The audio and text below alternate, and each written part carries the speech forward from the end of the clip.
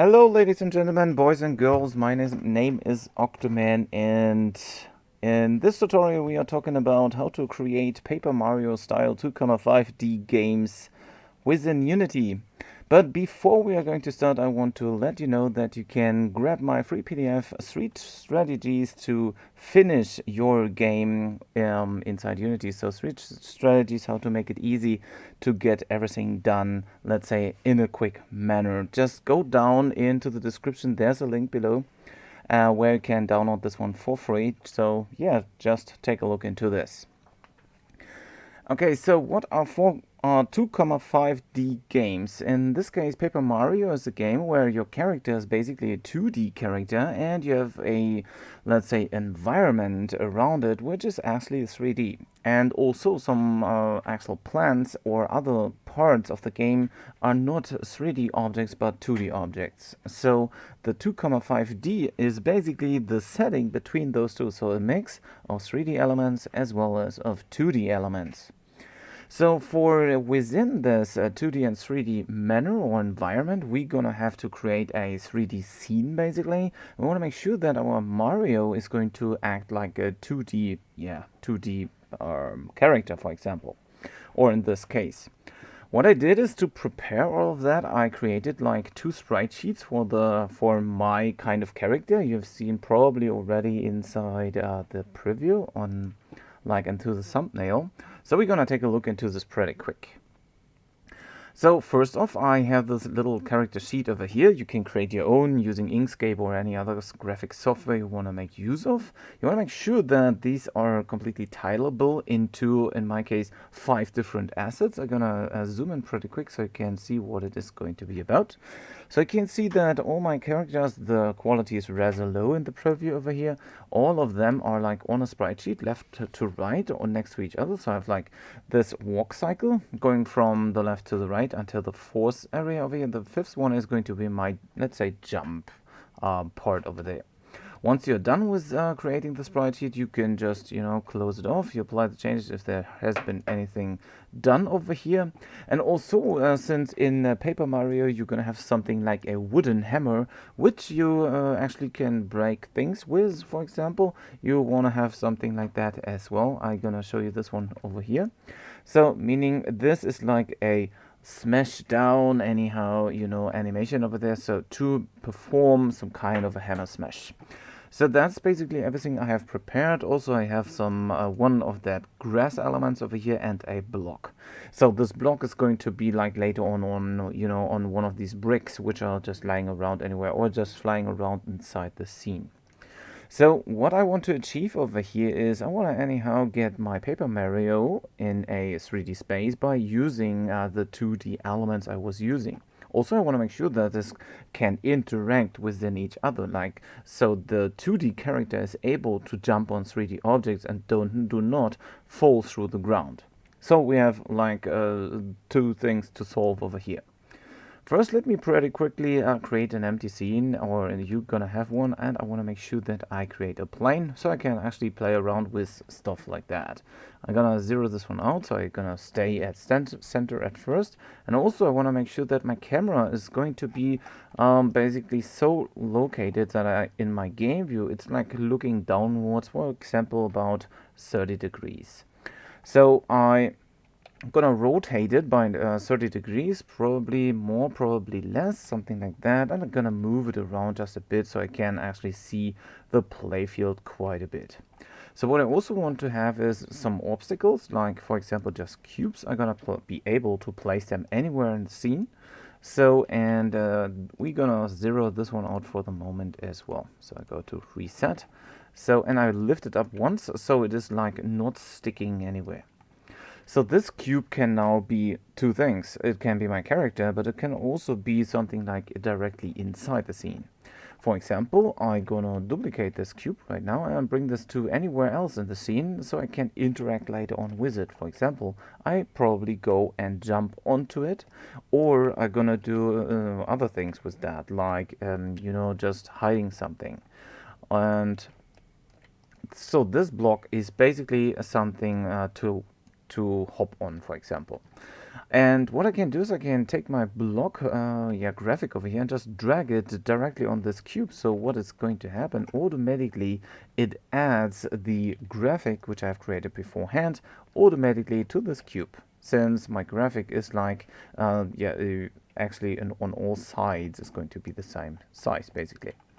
So let's take a look into the character stuff itself. So let's assume this is my 3D cube. I'm gonna put a rigid body onto it. A rigid body is 3D. I can basically drop this one down, but what's going to happen is, if it is a 2D element, it would fly through the bottom over here. So for example, I'm gonna put a 3D object or a rigid body onto my 3D object over here. I'm gonna bring it over there, let gravity being on. When I now press play, you're gonna see that the cube is going to drop downwards and it's going to collide like with my plane over here, because there's a collision object on it. If you do the same now with a 2D element, for example with just a simple sprite, gonna tell you or show you what I mean. I just take one of these guy or this guy over here. I don't have any 3D element or 3D collider, but maybe a rigid body 2D in this case. And I'm gonna put something like a, let's say, polygon collider onto this, or polygon collider 2D, and let this one fall down onto my plane over here. Usually this guy falls through. As you can see, I cannot make use of a 3D object combined with a 2D element in this case. So what we're going to do is, instead of using 2D physics elements, we want to make sure that we use 3D physics elements. So what I would do is I would create any kind of 3D element. For example, once again, a cube. I deleted the other one by mistake, so I'm going to reset this one.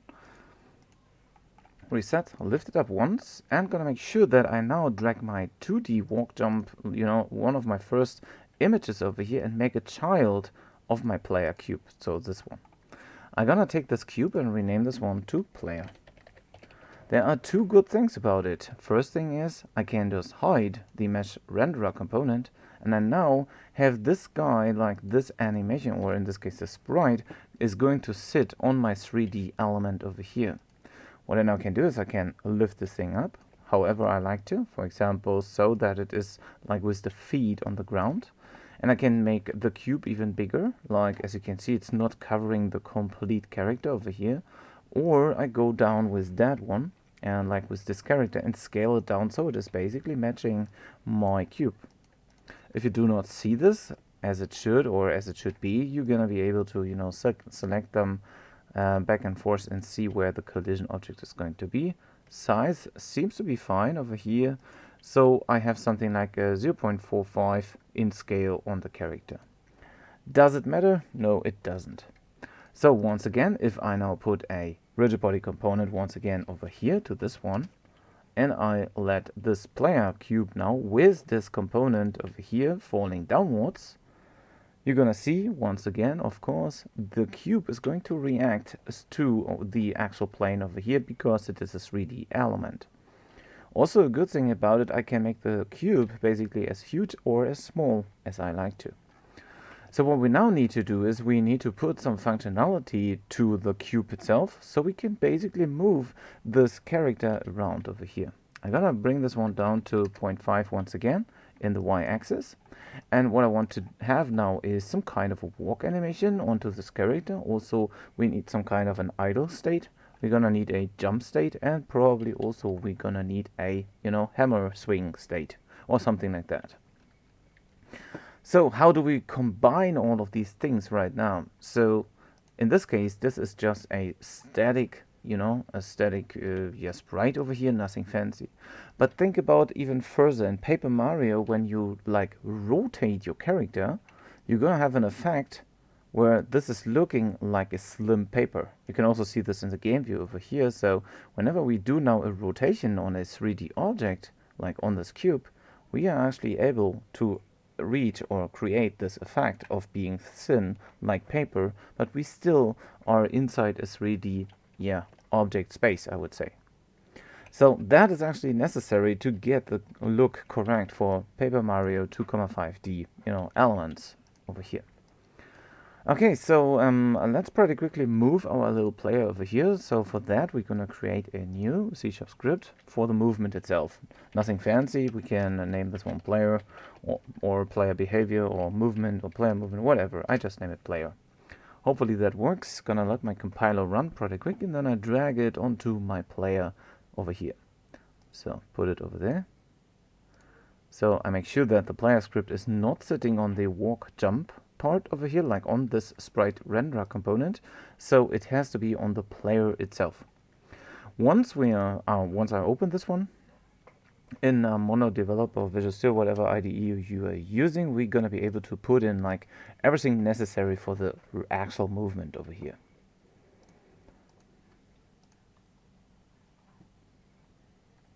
So hopefully it opens pretty soon.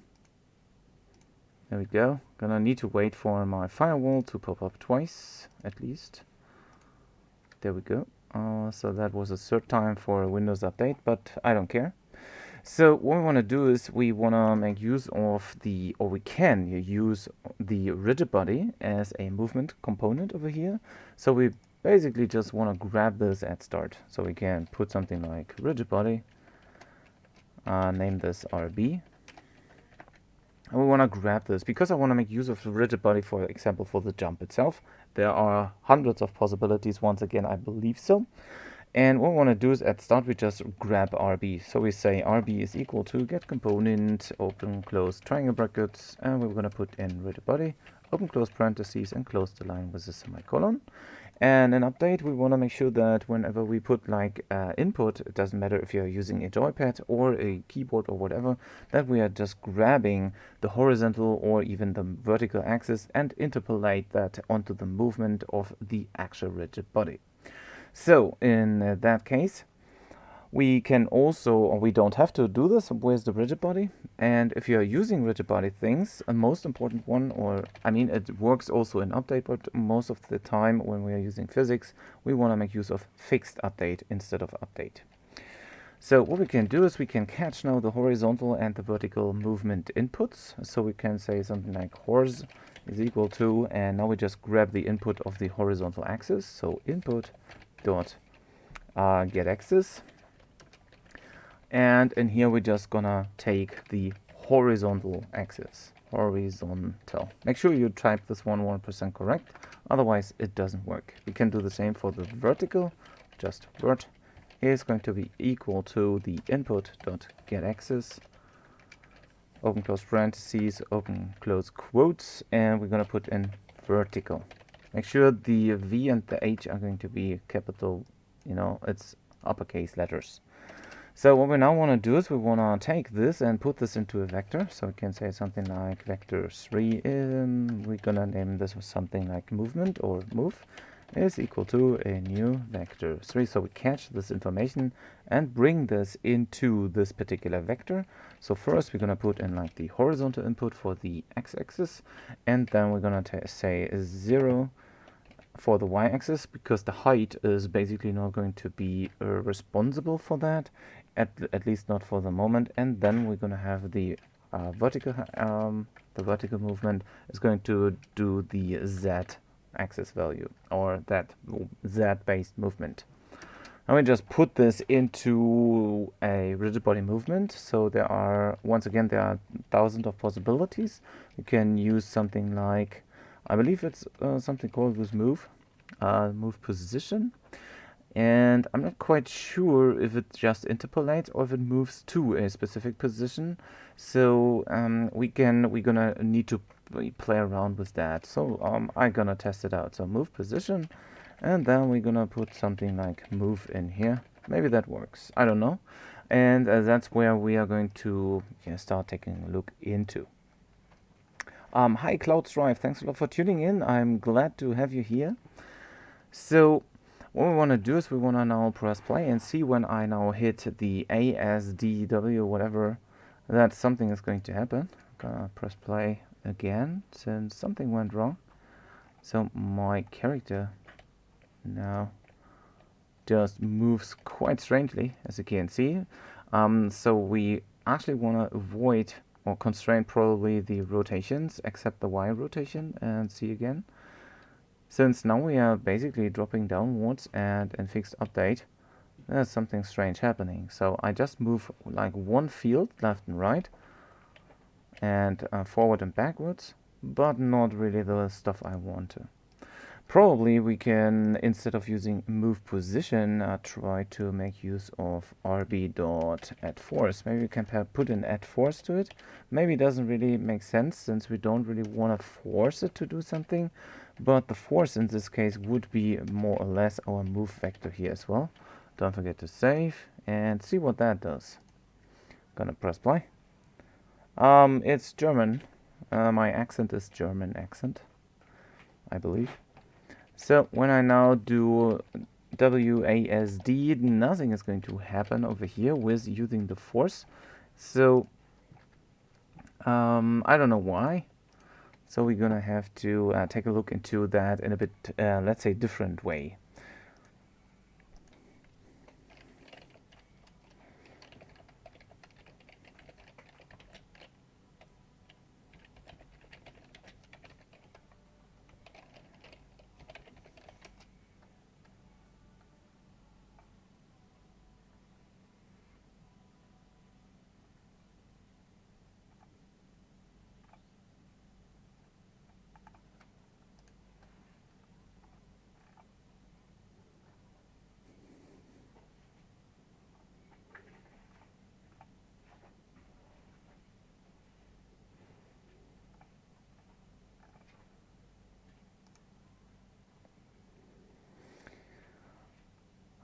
This is a tutorial. Yes, of course it is. Maybe it's more like a how would I do the Paper Mario style games like 2.5D, you know, like a jump and run, whatever, and then combine basically 3D elements and 2D elements into one game type, I would say. So also, feel free to, if you have any questions and so on and so forth, just feel free to ask, and I'm gonna try to explain them as best as I can. Or if you have any advices for me, of course, feel free to put them here as well. So I'm gonna take a look into them, and we probably solve some things together if you like to. So don't hide behind a stone. So for everybody else, welcome to the actual live stream over here onto this particular part over there. So currently addForce does not really move, so I cannot basically interpolate these movement or this movement to anything. So I might be able to interpolate the horizontal axis with something different or something else. Like, for example, we might be able to multiply our actual position or route, or let's say direction we are looking at by this actual movement over here. Yeah, that's awesome, Cloud Strife. So keep on learning. Take a look into like everything you can. Yeah, it's awesome. Absolutely welcome. Just take a look into what's happening, how you could solve things, and before you go a bit deeper into anything, you might want to point down what your actual game is going to be about, so you maybe get an idea, and you can simply and hopefully rather quick prototype something together, so you actually get your first, let's say, small demo or whatever running, if you like to.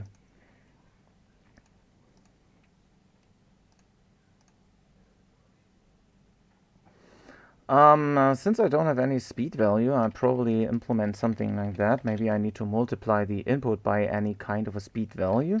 So I'm gonna put something like a float speed over here, like that. And maybe I'm gonna try to multiply that by this particular speed. Maybe I'm gonna start with equal to, I don't know, 2f or something similar, and test it out once again. It's not like these live streams over here are not like super precise tutorials. These are kind of live, meaning I never have done this before. This character is actually 2D, absolutely, as you can see. It's super flat over there, but I want to make sure that is like going to be in a 3D space, of course.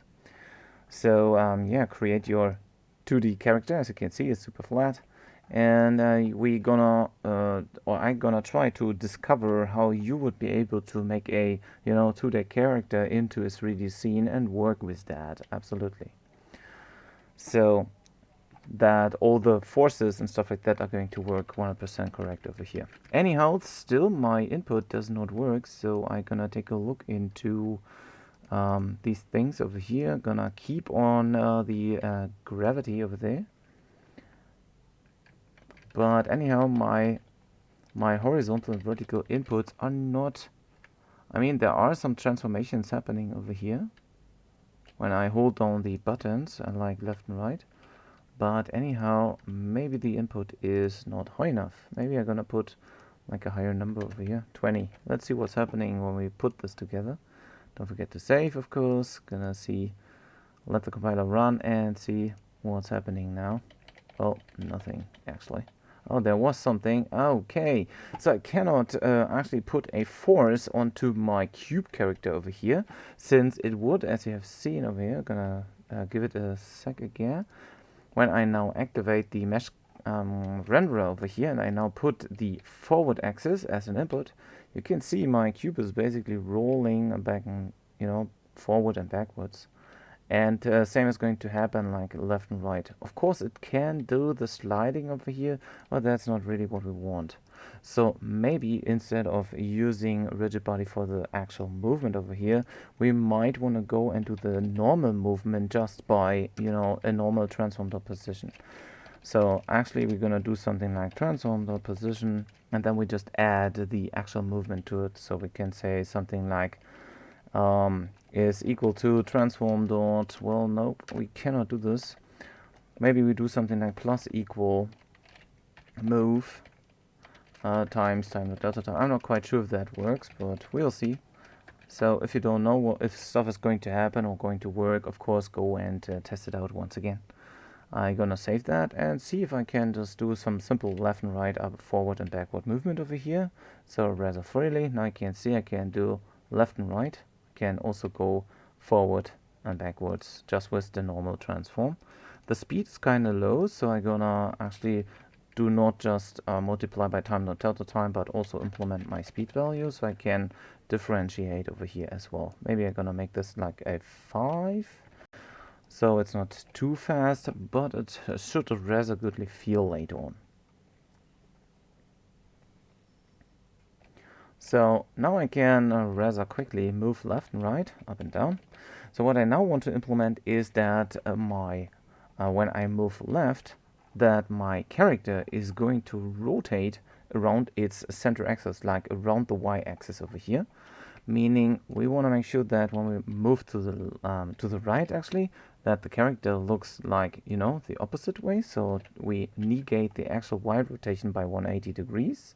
And we maybe need to do something like a boolean, which is taking care of if we are looking left or right. So if you are doing like a positive or negative movement in the end. So what we can probably take is like we can see if we are like if this vertical float is going to be positive or negative number. What we can do by that is actually we can read what is the actual vertical info about it, and then we can like rotate it according to if it's a positive or negative number. To debug that, we're gonna say something like debug.log, and then we just put in something like vert for vertical. And so I read the information about this float. When I now go and press play once again, so I understand, or you're gonna understand what's happening, we're gonna check the console, make sure the console is always visible. We're gonna do something like moving now to the left and see what numbers we're gonna see. I can see, okay, this is like the wrong one. I wanted to have the horizontal first, since we want to do the horizontal movement, not the vertical one, of course. So otherwise we always have the 0 as our input. So now we're gonna try again. So now we have a 0 input. Now I go left, it's a positive number, and now I go right is a positive number, and left is going to be a negative number. So we can now take this negative number as some kind of an indicator and change the direction or the rotation of our character cube. So we actually can use the the actual how shall I say, the actual direction of that and rotate it by 180 degrees or even not.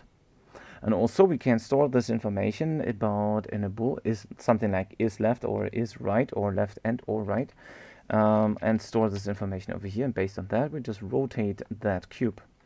So something like is looking left, something like that.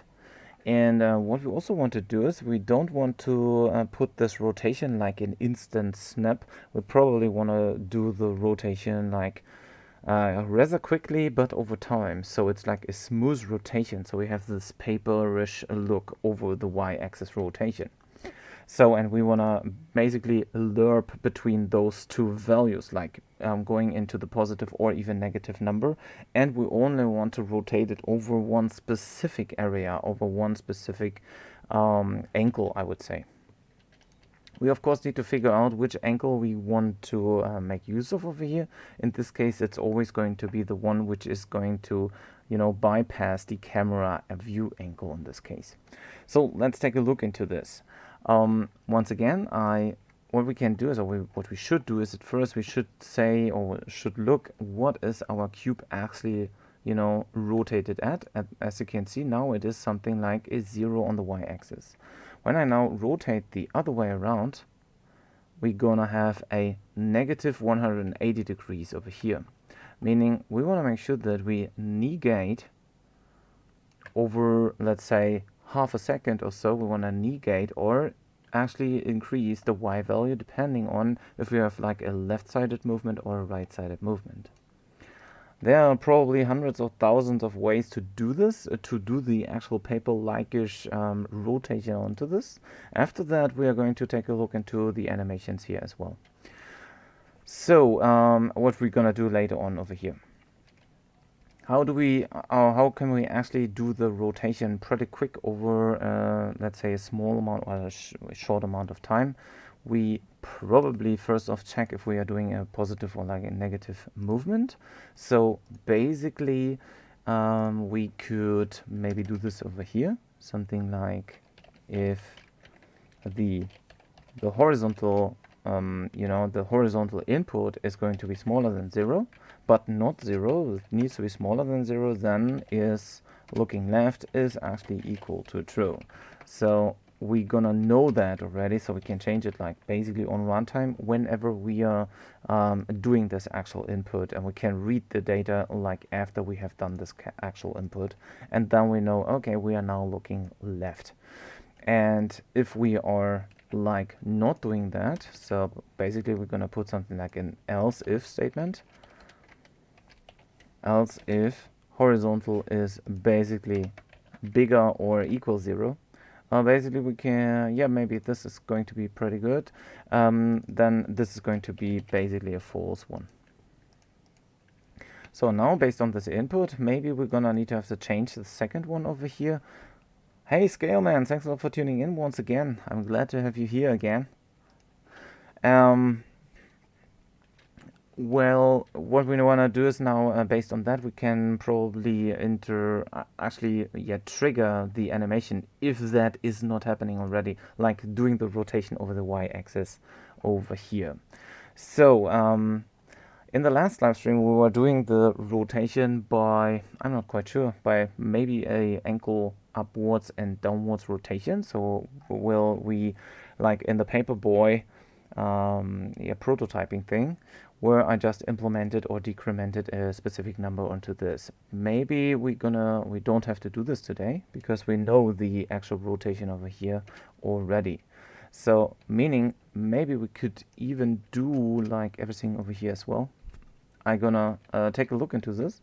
So what we could do is probably something like transform.rotate, and now we could basically or rotate around might be also a good one. Something like we want to rotate around like around one axis, and the first one, the axis, is going to be a vector3.up axis over here, like that. And then we want to have something like an angle. So whenever we are looking to the left, and in this case, if the horizontal is negative like that and is looking left is not equal to true, so maybe we're gonna need to put this in here as well. And looking left, or in this case we are not looking left, then we wanna negate our actual degrees of angle by negative 180. But I believe we need to put in something like a speed value over here as well. I guess. Maybe we can put this here, point, axis, and angle. I'm not quite sure if rotate around is going to be the actual good way over here. Maybe we want to do this a bit different. Let's see, how can we do this? We could define some goal vector to go to. Let's take a look into the rotate functionality. Maybe it's a better choice over here. So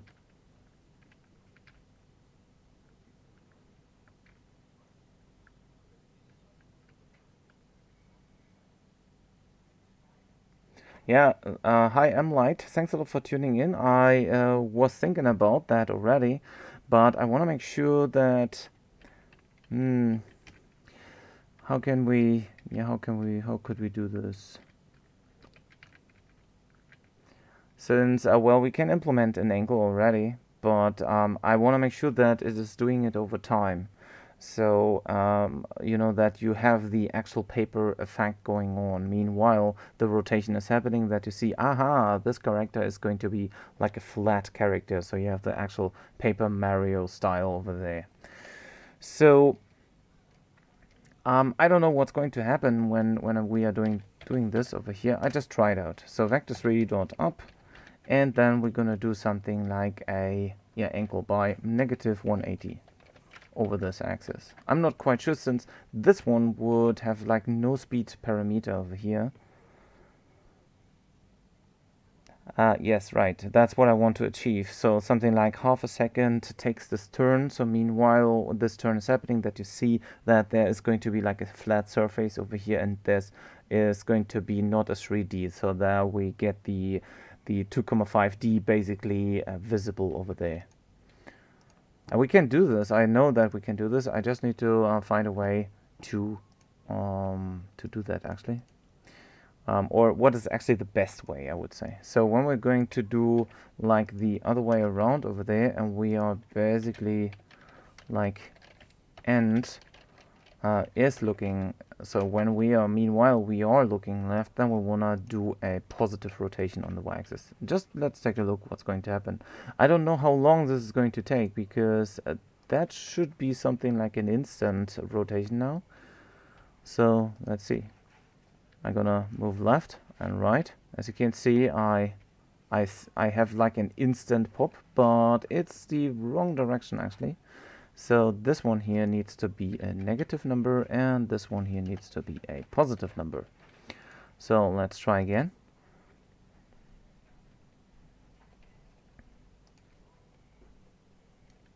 Maybe we are gonna do something like a linear interpolation.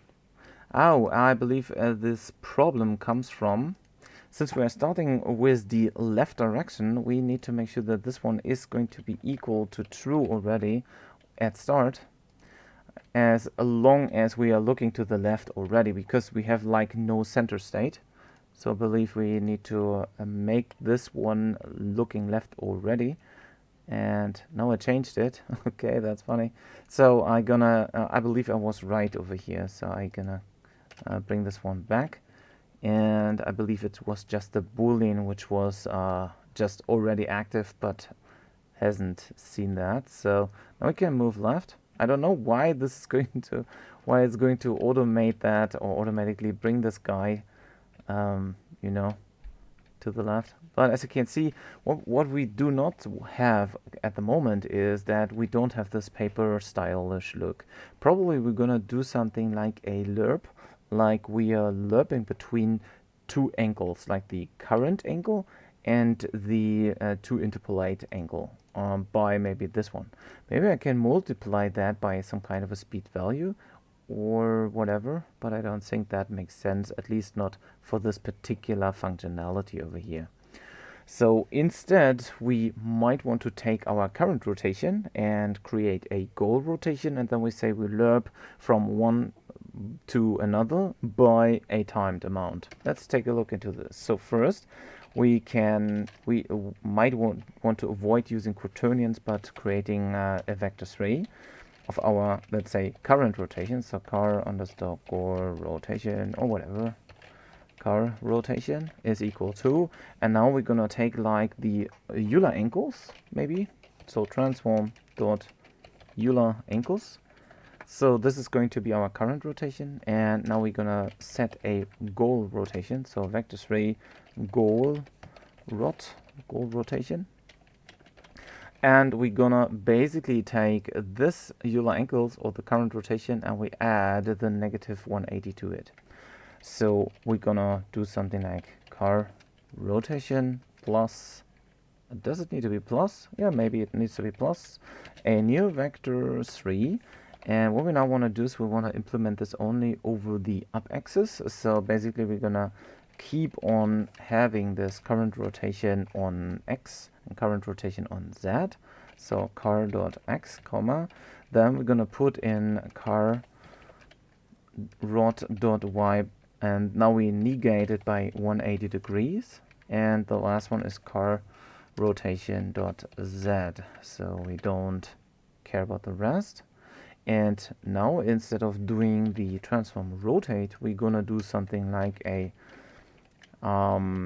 transform dot rotation. I believe it should be this one. It's going to be equal to quaternion dot lerp for linear interpolation between quaternion A and B by a float time t.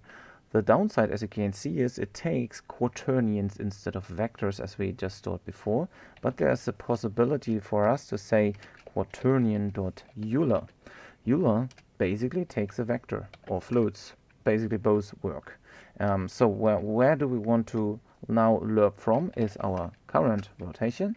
Then we say comma, we want to put that into our goal rotation, comma, and now we have the possibility to put, well, usually we should be able to do over here. Oh wait, there's a mistake I made.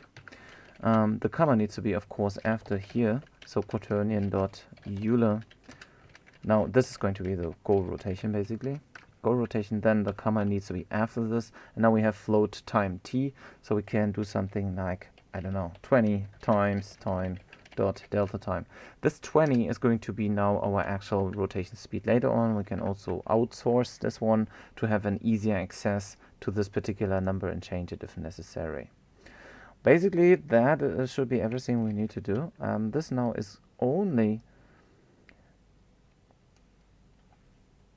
let's see, this is only working on one side, so we need to take a look into this. So I'll press play and see what's going on. So that was like an instant snap over here. Okay, there is some rotation, but it's only doing this like meanwhile we are holding, whoa, I fall down, while holding the button down, I guess. And it does it pretty strangely.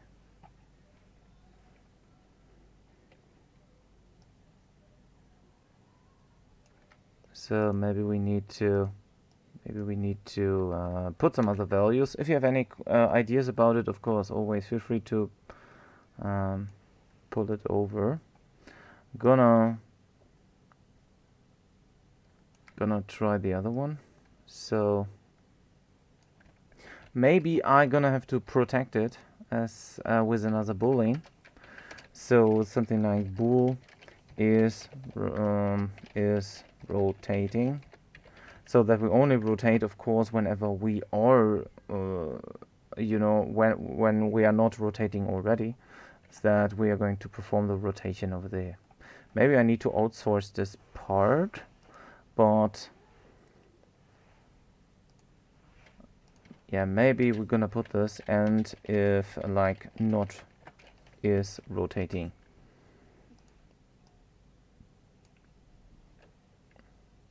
That could be troublesome, since it can happen that the horizontal one is not going to be 0 because we are not holding down a button. So maybe it needs to be pretty quick, or we have to do this basically different. So whenever this is once, that we're going to put this like inside a coroutine or something, since we cannot do the transform rotation whenever, whenever we are having this one not being at, any negative number.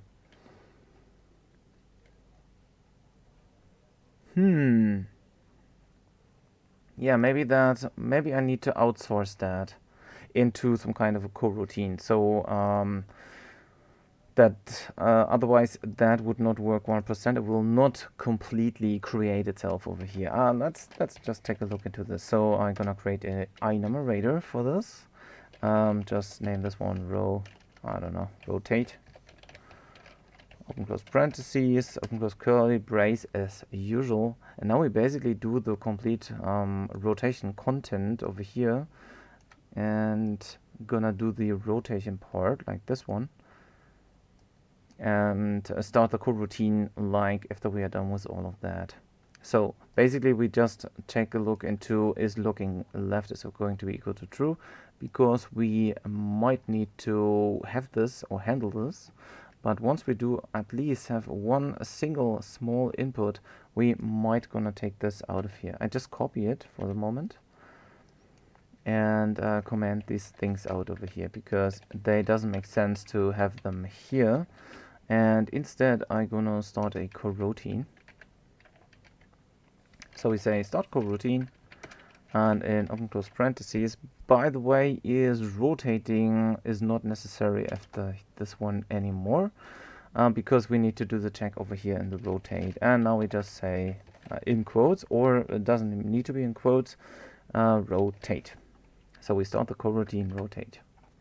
So rotate needs to actually return any value. So in that case, we're gonna do something like if is rotating already, then we wanna break out of that. So we say yield break, and then we're gonna perform the rest, or we should be able to perform the rest. And once we are done with rotating that, well, usually with like looping all of that, we should go out of here.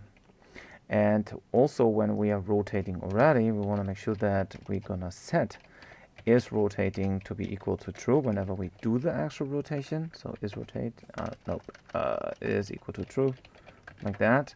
And in the end, whenever we are done with the actual rotation, we want to actually return false once again. So we set this one back to is rotating is equal to false. Otherwise we cannot leave the rotation.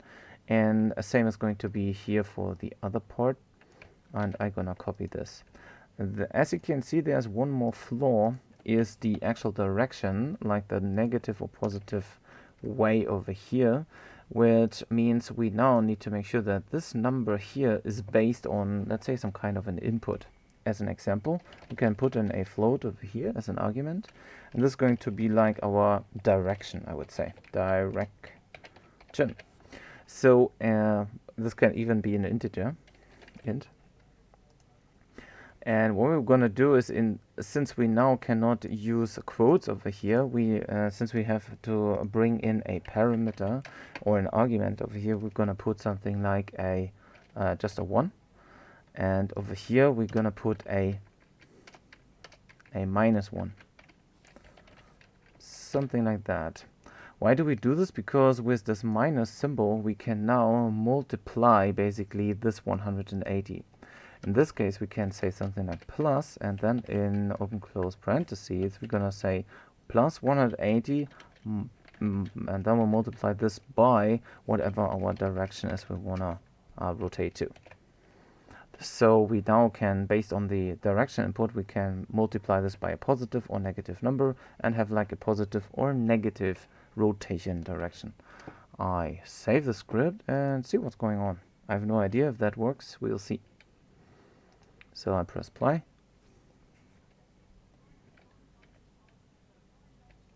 And see what the player does. We are now at plus 180, which is strange actually. But anyhow, my coroutine doesn't seem to start correctly over here. So let's take a look into code once again and see what the problem could be. First off, I want to make sure that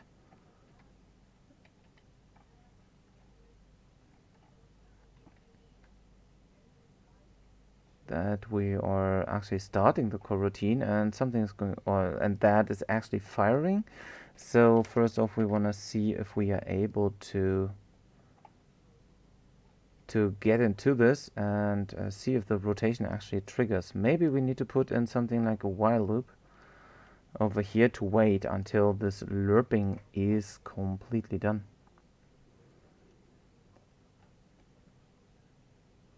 Maybe it's too fast, maybe it's too slow, we don't know. I'm gonna reduce the time.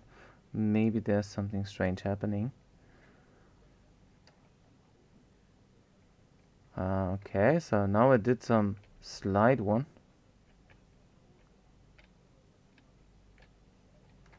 But not as I wanted.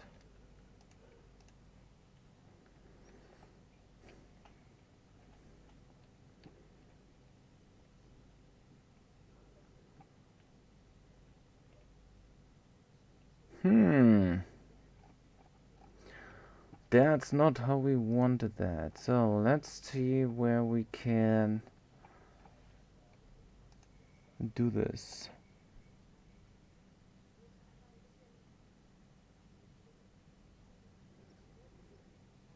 Yeah, Light, I believe that is about the correct way. I'm not quite sure if the lerping is stopping before it actually does the lerp, if you know what I mean.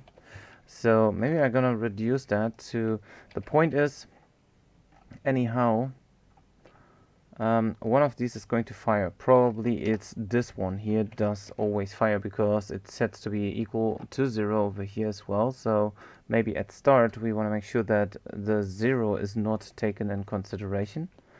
And when I now do left, you can see I have an actual rotation of minus 4.77. If I do a left-based movement, I'm gonna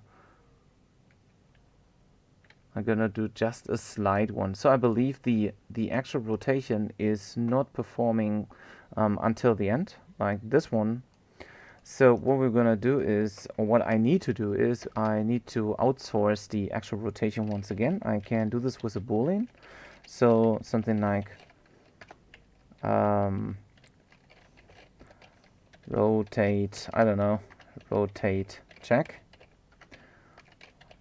That's the nice thing about coroutines and so on and so forth. We can basically take this one into a Boolean check and can put a while loop around it, and meanwhile this is not going to do that, or the rotation is not actually done.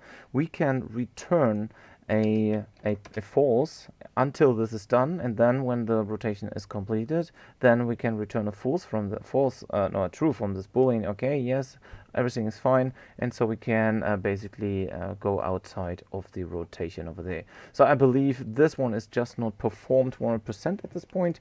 So what we want to do is we want to check if we have actually reached the goal rotation, so this one over here.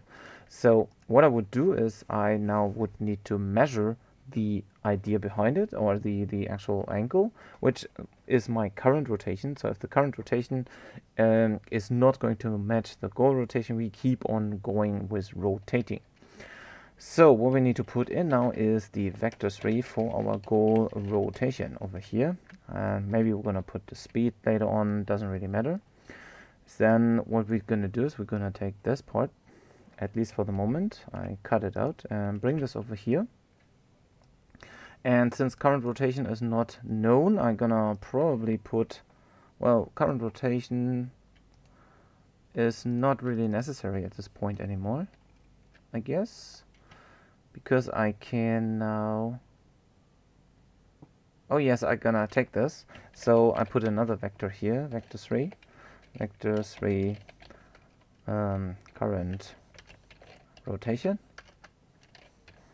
So basically we're gonna put the both of these arguments over here into this rotation check. Then we're gonna do the transform rotation lerp part over there. But what we want to do is we want to put this into a pair of parentheses first. And what we now want to do is we want to do a return check. So we only return, or what we want to return is the actual goal rotation. If that is not equal, it should be the one.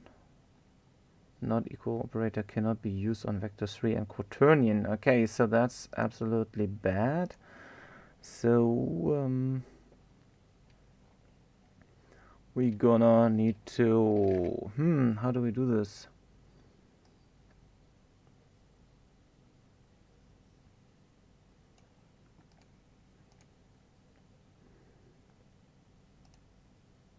I believe I'm gonna create a new quaternion here. Goal is equal to quaternion dot Euler goal rotation. Maybe that works, I don't know. It's a bit back and forth, but meanwhile goal is not equal going to be, so I just take the actual vector and convert it into a quaternion. And so I have now this one converted into a quaternion. Now I check the quaternion over here and return basically when return false whenever these two do not match, like the current rotation of our character or cube. Meanwhile, those two not match, I return false, otherwise I return true. So, and what we now want to do is we want to do a while loop over here. So meanwhile, we are going to do our rotation check. And in open close parentheses, we now fill in our current rotation and our goal rotation, like so. So meanwhile that is running, we're gonna put open close parentheses, curly brace over here, and we can just say yield return null. So we wait until this is completely done with the rotation. Let's see if that works. So, and it will only stop whenever the rotation is completed. So I press right now. Okay, and now it's wiggling around and it doesn't really get the rotation done over here. And the thing is, meanwhile this is like wiggling around over here, we do a left input. The movement should work, but the coroutine does not stop or work at all. So we're gonna need to probably take the goal over here into consideration and try again.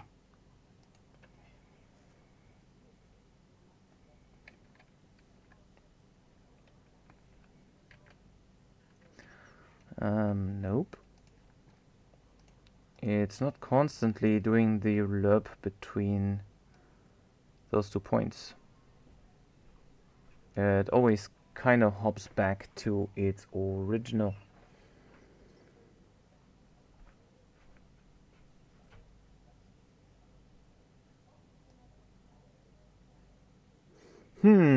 That's interesting. That's interesting. Let's see if I can do something different. Something like a rotate towards a point. So from a quaternion to a quaternion, maybe that works better. So basically in this case we wanna lerp or rotate towards from our actual transform dot rotation. So transform dot rotation, and then to our goal rotation. So basically to our goal. And then we're gonna put in like the time, like the speed times time dot delta time, time dot delta time. Maybe that works better. Don't forget to put the semicolon. I believe I forgot something. Another parenthesis. Control S to save quickly, or Command S on a Mac, I believe. And let's see if that works better.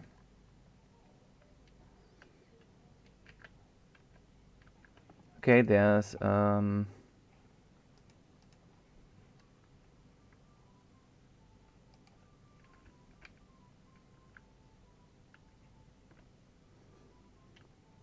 Okay, there's a super slow rotation happening, absolutely.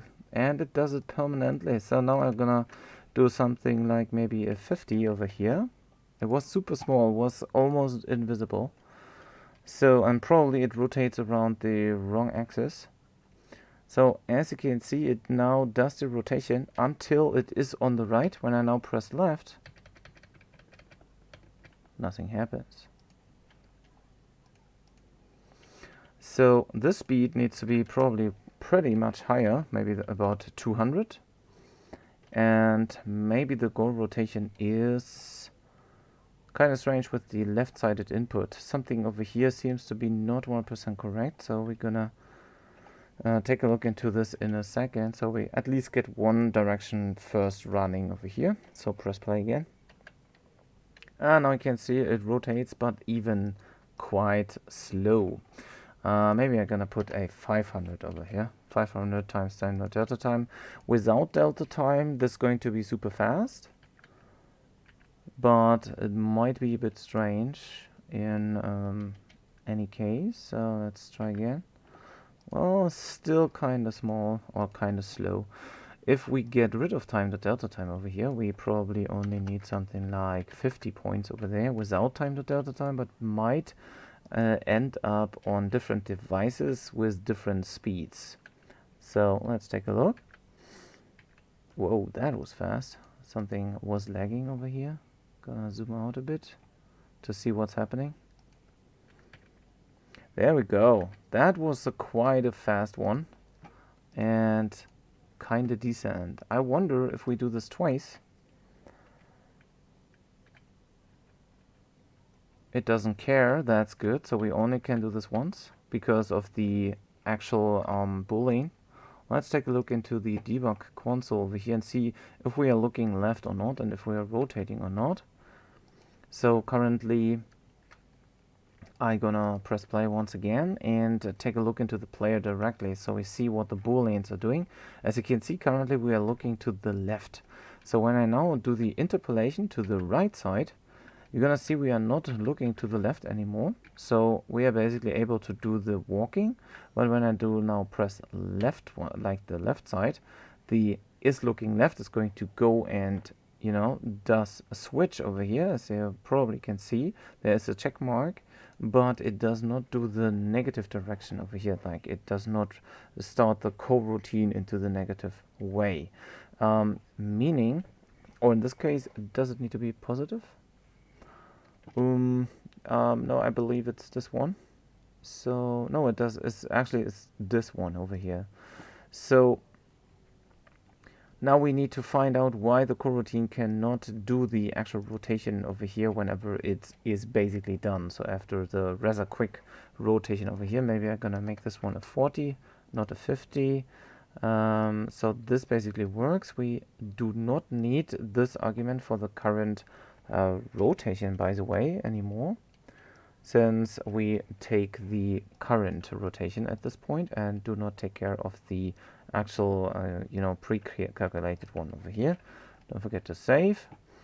And now we're gonna see where the problems are going to be happening over here. So I'm gonna make something like a print message or a debug line. So do always debug if you are anyhow stuck.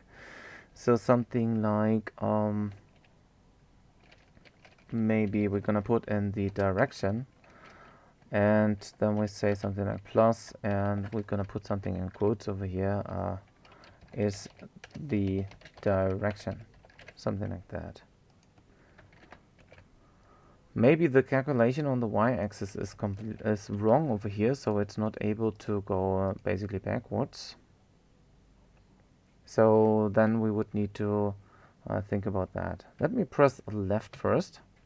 Left does not do any. I'm gonna do right. So right works, and the paper rotation basically does work here as well. The coroutine is not rotating, as I am able to see over here. Let me take a look.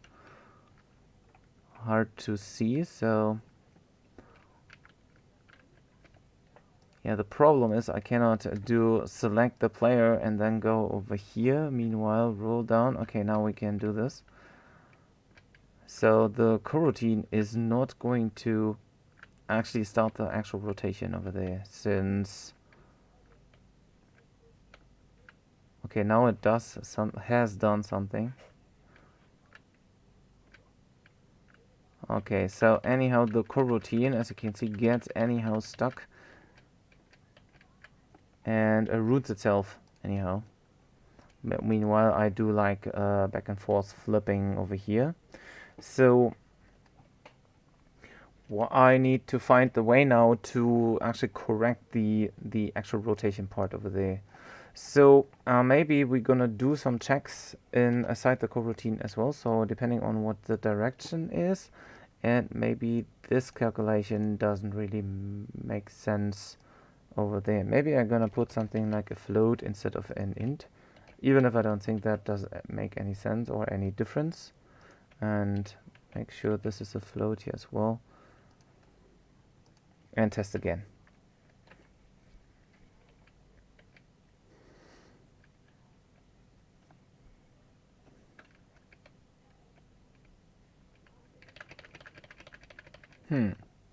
Okay, so anyhow, there it seems to be kind of stuck.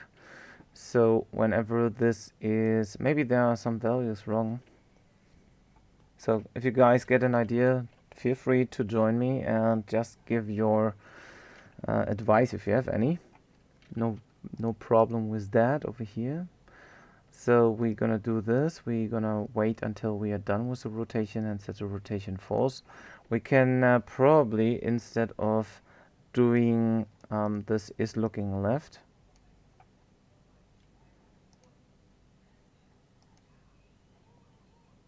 maybe we're gonna have to do this coroutine thing first. And after that, we're gonna switch to another direction. I don't think that does make any difference, but I don't know. Maybe it's not recognized fast enough. That can happen here as well.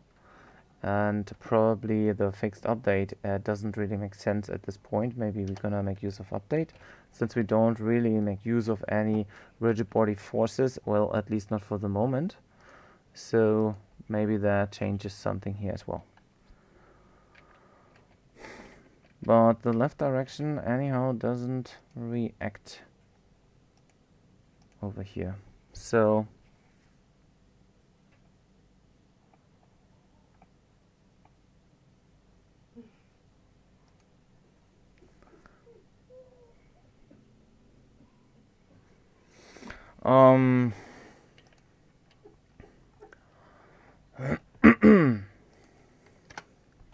what can we do? What can we do?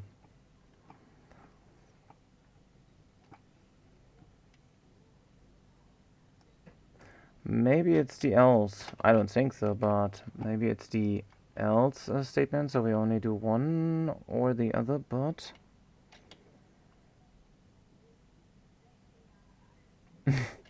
I'm light, yeah, that's awesome, but I don't think that is going to make anything.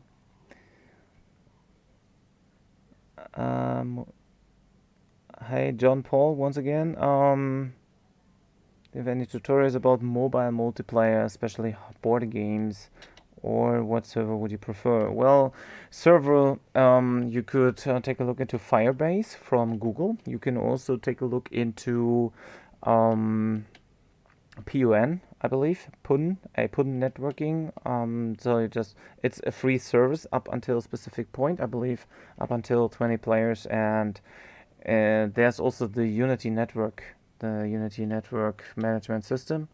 So there are multiple outside, which I can prefer. Well, actually, I haven't done any multiplayer type stuff at the moment. Since the problem is that Google Play Store, for example, had some, like the Google Developer Console, had a multiplayer as well as a turn-based multiplayer piece inside. But the point is, they stopped the servers in March this year, I guess. So otherwise, I would have preferred this one. I believe Firebase or PUN is going to be the easiest one over here. Though. So the PUN network.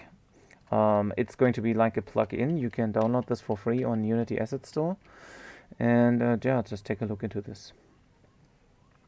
Or once again, take a look into Firebase. It's a bit more complicated to get into it, but in the end, it's just just a JSON thing, like a JSON file you send from A to B. And if you're using something called, I believe, what was it called? Real time something. There's another plugin where you can connect Firebase to, so you can easier access multiplayer content.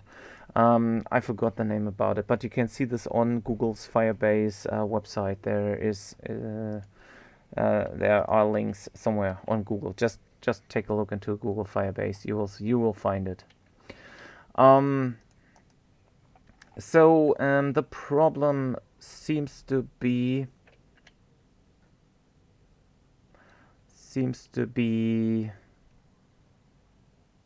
maybe my calculation over here. Maybe this is not correct.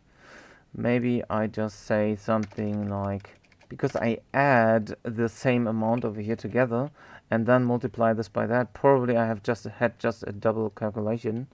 And try this out now. Since I took the current one, then I set it to something. Ah, yeah, there you go. Well, yes, now we got the actual paperish like rotation over here. Pretty good. Maybe 40 is still a bit too fast. Maybe I gonna make it a 30, like for the lerp itself. So it's not too fast over here. Yes, I got it.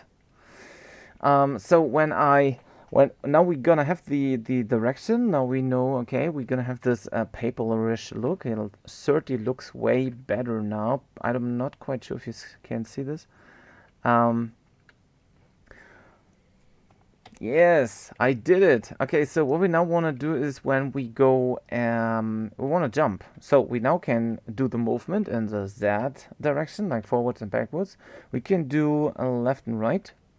And now what we want to do is maybe on a fire key or something, we want to jump into any side. Hey, thanks a lot for tuning in, Mr. Liquid Emerald Creative Super Studio. Yeah, I'm glad you enjoyed this one. So as you can see, we just made it by checking out what we can do. How do we do overtime rotations, and how do we do the actual inputs over here.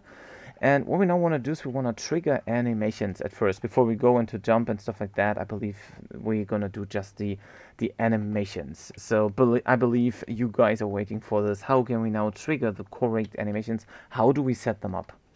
So what we want to do is at first we want to make sure that we have some animation container which is taking care of all of that. I'm gonna go back to normal mode so I see the components a bit better over here. I don't really care about the rigid body content at the moment. So when you got a character like that, you want to go not do that on the player. You want to do this onto the actual flat character over here. In that case, we want to animate the sprite sitting over here, like inside the sprite renderer. So how can we do this? We go to window, make sure you always have the actual character selected, otherwise it doesn't make sense.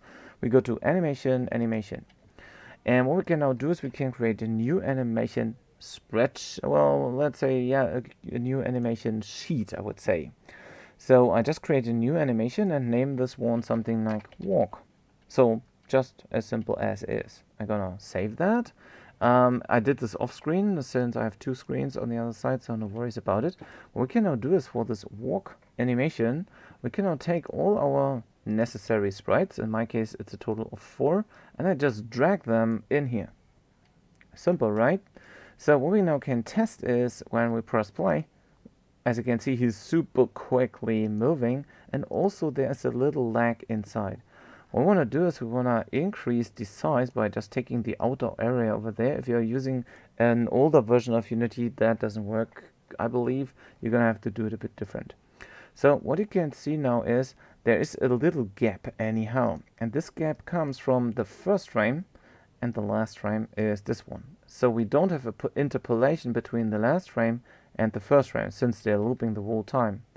What we need to do instead is, I'm gonna break it a bit more here, so it's hopefully a bit more precise. Yeah, that looks good. I'm gonna take this first key, hit Control C for copy, and then I go to the 40th frame. and hit Control V for actually paste. Also, this one is now a bit off. I'm gonna drag it where it has to be. When I now press play, I should not have any stretching behavior. As you can see, no flickering, no nothing. We're gonna have the complete final walking animation by the actual animation sheet I have created beforehand.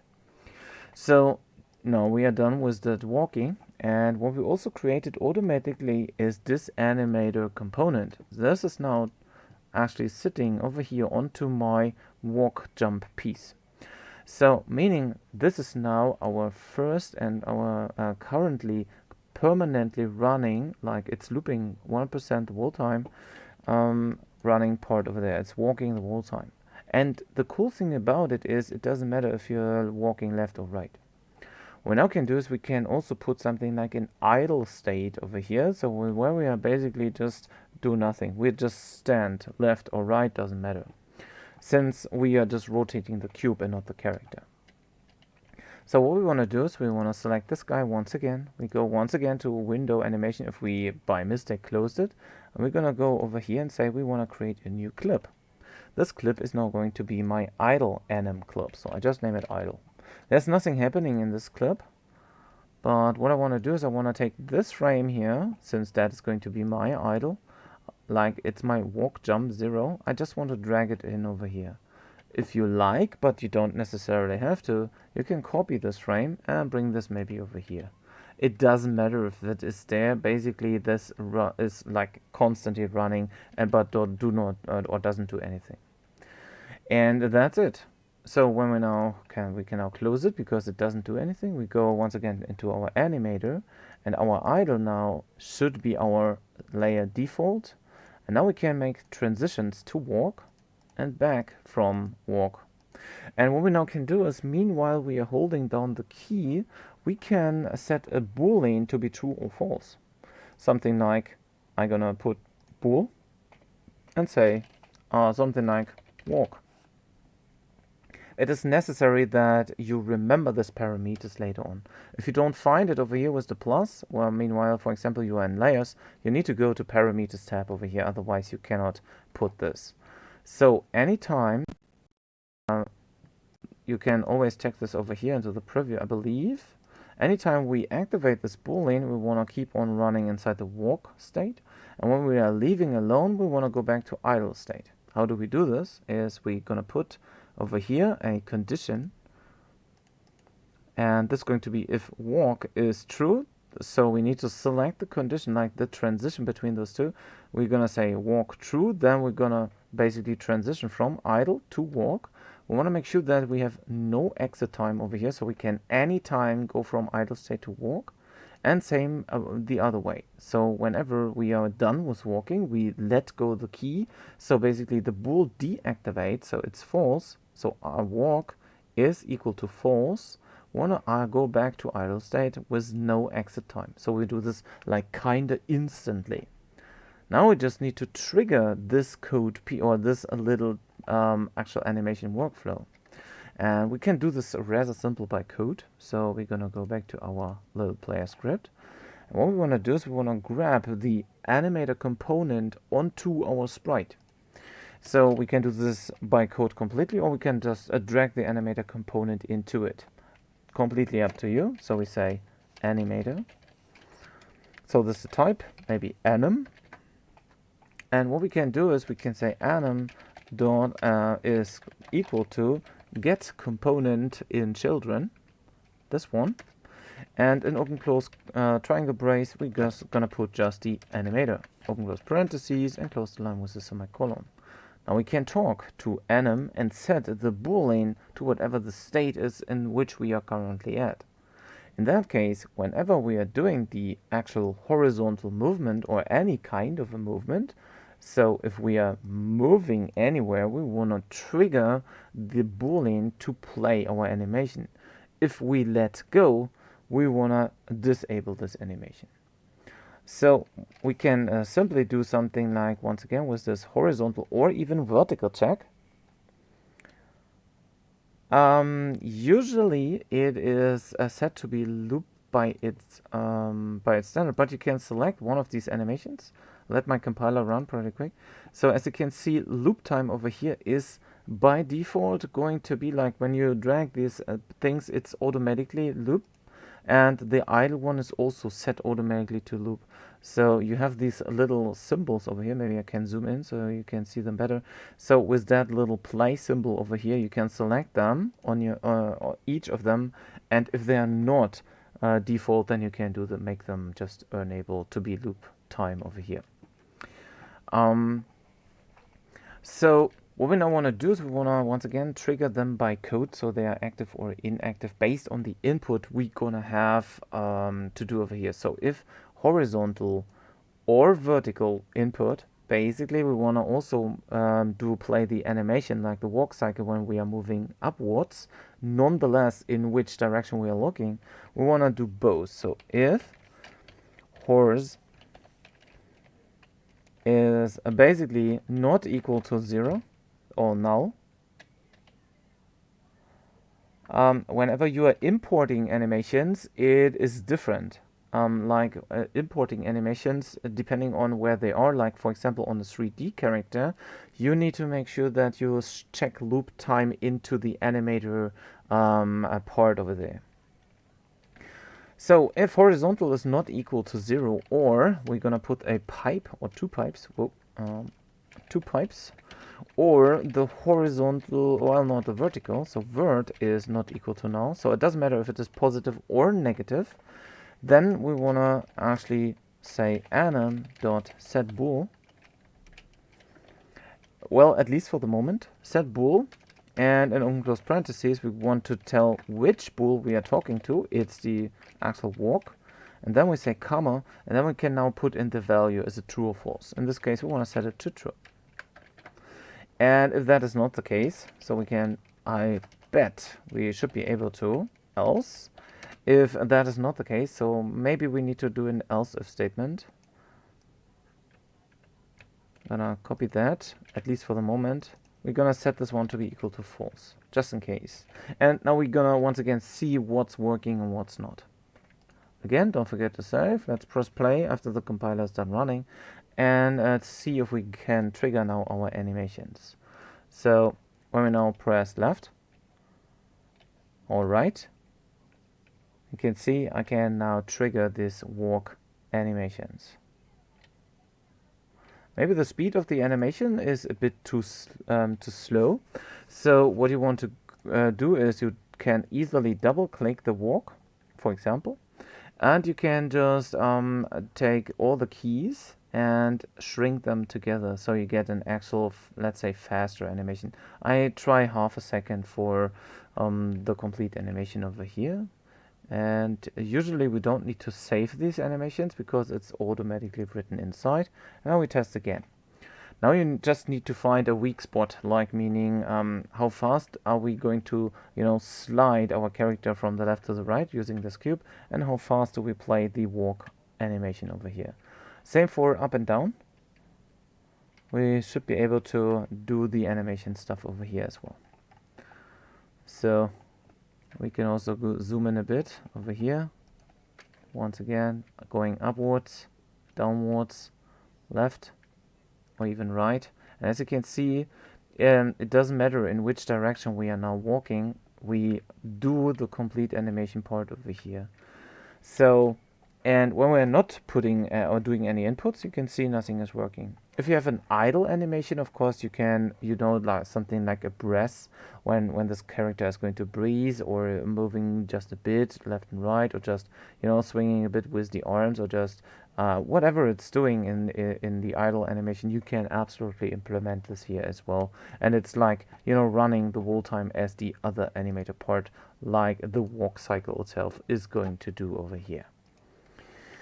Okay, nice. Now we got this. Now we can also put something like a jump or the hammer swing, like when we want to jump onto something. We can do this probably by using a upwards force, like a jump force.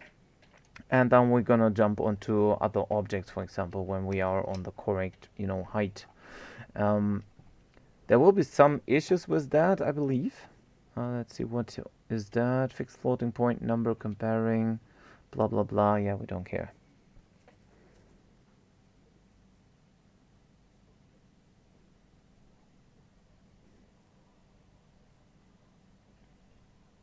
Okay, sounds funny. Well, usually you need to measure if your guy or your character is keep on falling downwards. There are hundreds of possibilities to do that. Probably we can do something like if our cube, like our player, is going to hit the ground, then we know that we are basically grounded. You know that we are not jumping at this point. And if we are not touching the ground, then we are able to do our or perform our actual jump, and we don't have the constant, falling or the constant animating something. I have one animation or one frame for the jumping, like from the initial state, like from the idle state to just one thing, not animating much over there. So let's prepare this pretty quick at first. So what I would do is, since it's just a single frame basically, or a single thing, I can just keep on being inside the jump loop basically. So I select once again my little sprite over here, go to window animation, and I'm gonna go and create a new one and call this one jump.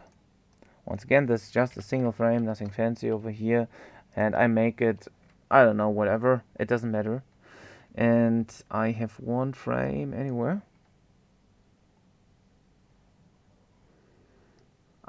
Basically, it doesn't matter if it is just a single sprite or multiple sprites, because you're gonna have always the possibility to end that whenever you transition back. You need to make sure that you disable has exit time, but you need to have a condition, of course. So let's assume I'm gonna copy my frame over here and bring this over there where the timeliner is. So basically, when I'm jumping, and if I would have an animation, it's like when you do the other ones, the transition inside the animator. Now I have the jump here. This transitions over here, when you disable has exit time, but you have any type of condition, you are free to leave this transition at any time. Also, you can reduce the transition time between those two. So, for example, I can do something like, like this. I can make it super small. I can also move around that things. I can say, okay, I wanna, basically it doesn't matter. Okay, so you can play around with these so you don't have a super long transition times. Maybe just I don't know, in a split second. You can even reduce this one to completely zero. You can also, drag around these things over here. Basically, it doesn't matter because you don't have any exit time. You just want to make sure that the transition times are probably kind of small. So once again, if you check out my guy over here, and I come now here to that, you can also see that whenever I let go, the transitions are instantly going backwards, no matter where I'm currently at. See, I let go, nothing fancy. It goes back. Well, it doesn't matter at which point of the animation this guy is. And same is going to happen later on for the jump. So you're gonna have like, okay, we gonna perform a jump. We want to make sure that, for example, we are not walking at this point. Probably, maybe it doesn't matter. Maybe we are able to jump, from the idle state and from the walk. Of course, that should be possible. So we have multiple conditions we can make use of. So for example, I'm gonna create another. In this case, I would not take a bool, I guess. Probably I would just trigger that so I can instantly go back. Well, that is probably the issue over here, because we might want to. Yeah, we need to. I believe we need to make use of a boolean. We're gonna try. So basically, when we are in idle state, we want to make a jump possible, like straight up.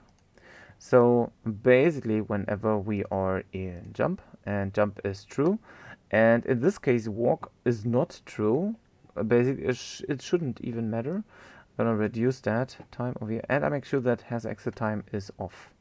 Also, we want to make sure that we are able to put a transition back. Basically, when jump is false.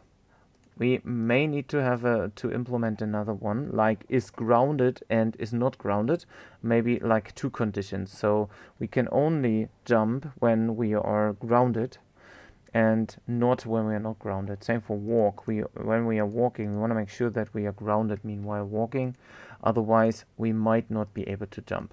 So I'm gonna set that, okay, if jump is true, we're gonna do this and go back if we are jumping or not jumping anymore, like jump is false.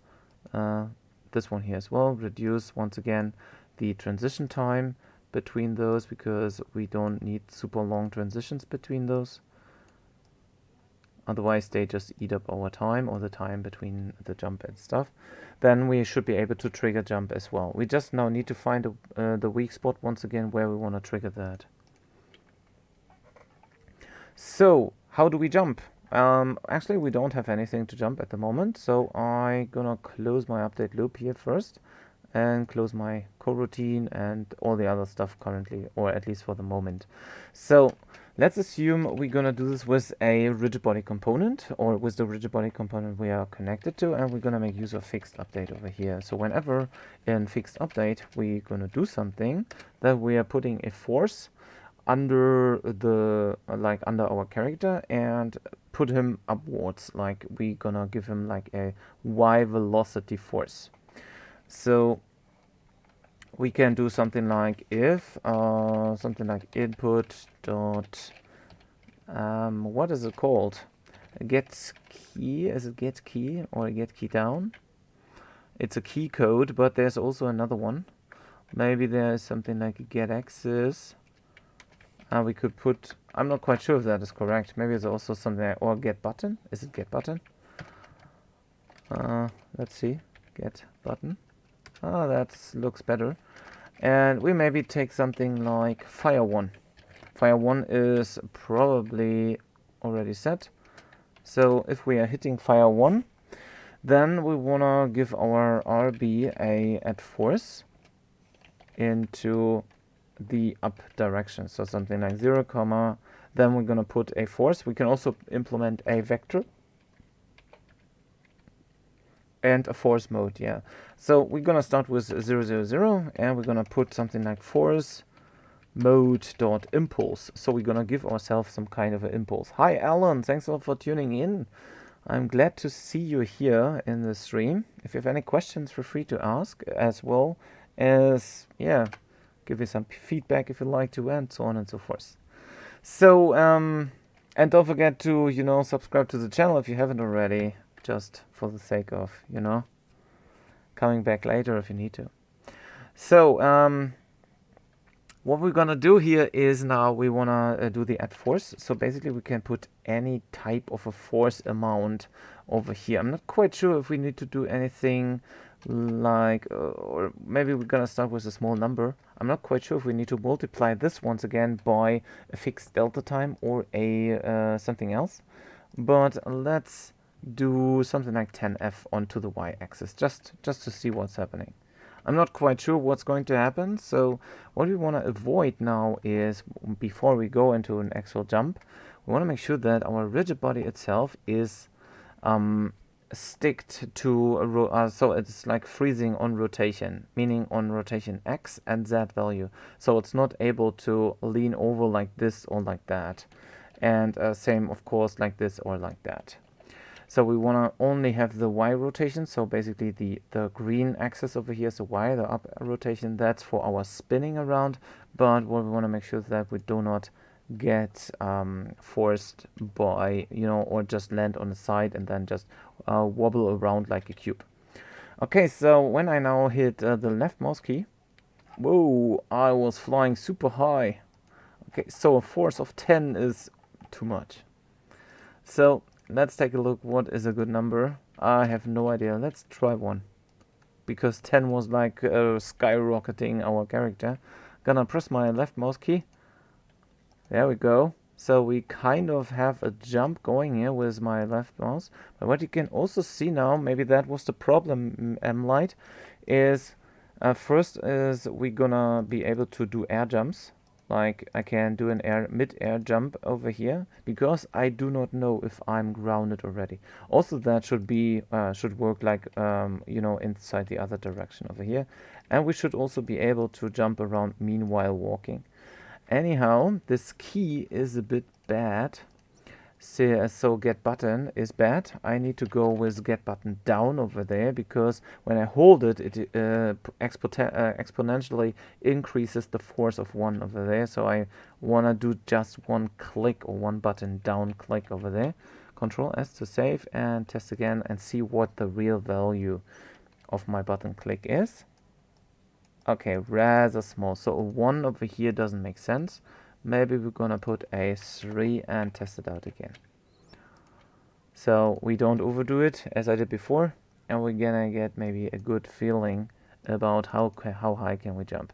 So this is, or that is a Y. Nope, okay, it adds up. Okay, maybe a 3 is still not good enough. Maybe we still need to go with a 10. Okay, so let's keep it as that. What we now want to do is before or meanwhile we are pressing that, we want to make sure if we are grounded or not. We have, once again, thousands of possibilities. We can shoot down a raycast onto the ground and see if that raycast is basically hitting the ground. We can make it super slim, super small, whatever, it doesn't really matter. But we can also take the actual rigid body, or in this case our collider or collision object, and see if we are hitting the ground meanwhile we want to do the jump. So what I would do is I would take my ground plane, this one, and tag it with any tag, and I would try to trigger or check if there is some kind of a rigid body like an actual collision going on. So we're gonna do something like add tag. I'm gonna put something like a ground and hit save. And now I need to go to the plane again and tag it with ground, just to make sure I have something I can compare with.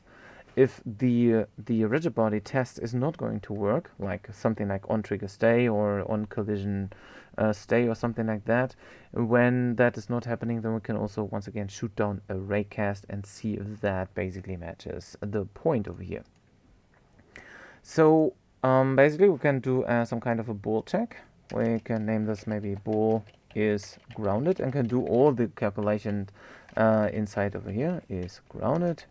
And then we can do something like if our current collision object is basically currently hitting the ground as a collision object.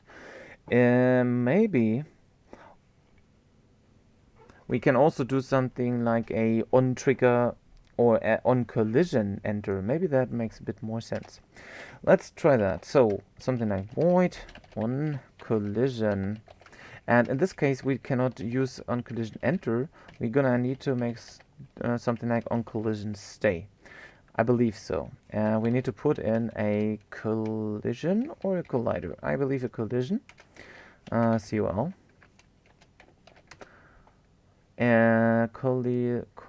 Collision. I'm gonna Google that in just a second. It needs to be 100% precise over here with the naming convention. So on collision stay, whenever we are staying on something, then we can set maybe a bool is grounded to be false or true. So bool is grounded, something like that.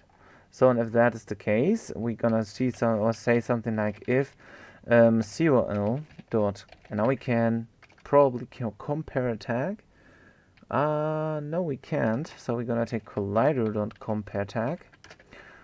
I don't really know if that makes sense, but we try.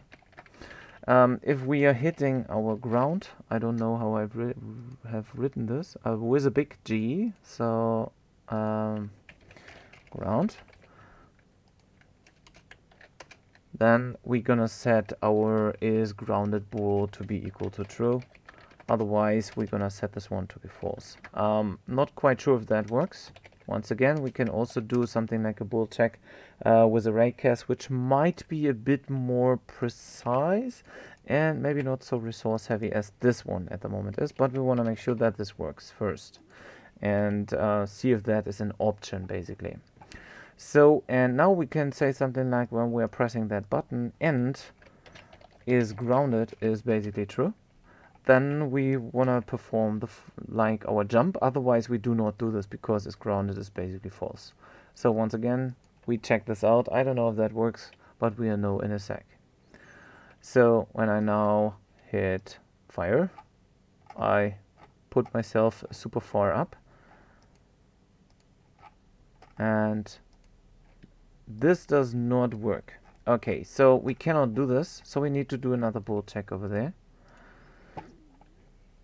Meaning we wanna avoid using on collision stay. Probably that doesn't work because of whatever, for whatever reason. So instead we're gonna do something like a bool. Say something like is grounded, like as I started beforehand. So we wanna return true or false. In this case, we're gonna shoot a ray cast downwards from our player, and we see if we are hitting the ground tag. So first off, we need to create a ray. Just name it ray. Whoops, something like that. And it's equal to a new ray. And now we shoot this ray into the, once again, downward direction. So we have the origin is going to be like transform the position. And since our size is 0.5, we could basically also take the tip, like the lower tip, by decreasing the transform dot position y-axis by 0.5. So we negate it by 0.5. Doesn't necessarily have to be that, but we can do. What we want to do is we want to take the vector3 dot down. We want to shoot the ray downwards. And what we also need is a ray cast hit, something like that. And just name this one hit, because that is going to store the information about the actual collision over there. Now we can do the physics check. So if physics dot what is it called, dot raycast, of course, true, then we're gonna pass now in 2 parameters, or in this case 3. First one, we're gonna shoot our ray, then we say out hit, and then we're gonna define a length. The length is now important depending on where the pivot point of our character's object is. In my case, I'm gonna do something like a length of 0.6f. Since 0.5 is the half of my character and 0.6 is just a bit more. Sorry. Got a frog in my stomach, in my, you know. However, we now want to check when you are doing at force, you're gonna push something into a direction. The velocity is basically the speed of a rigid body, like a fall speed or something like that. Meaning you can measure how high a velocity is, like a current driving into a specific direction. Once again, a force is something like if you take a breath or you breathe to something, then you see some reaction. So a force is basically something externally. The velocity is the object's velocity itself, like the rigid body's fall speed, or the current speed actually. So we want to do the physics check, and what we want to check now is if hit dot, I believe we can compare the tag here as well. If not, we're going to take the collider dot compare tag, something like that. If that is now going to be, oops, it needs to be inside over here. If that now is going to be the ground, then what we want to do is we want to actually return. What do we return when we hit the ground? We return true. So, and if that doesn't work, at the very end we want to return false. Since we are not grounded, we cannot basically bypass that.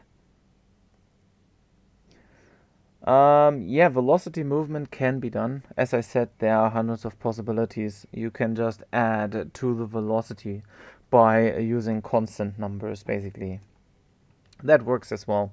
So I could do this here in my update loop as well, just by, putting some velocity onto, or using the velocity. Didn't I test this? I don't remember.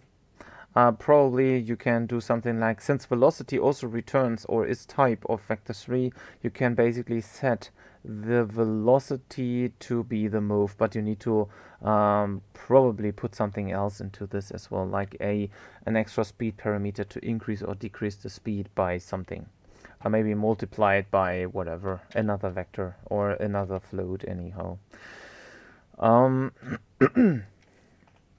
So now we want to check or do the bool check over here to, so instead of using is grounded as a single boolean, we're gonna just request this over here inside the function.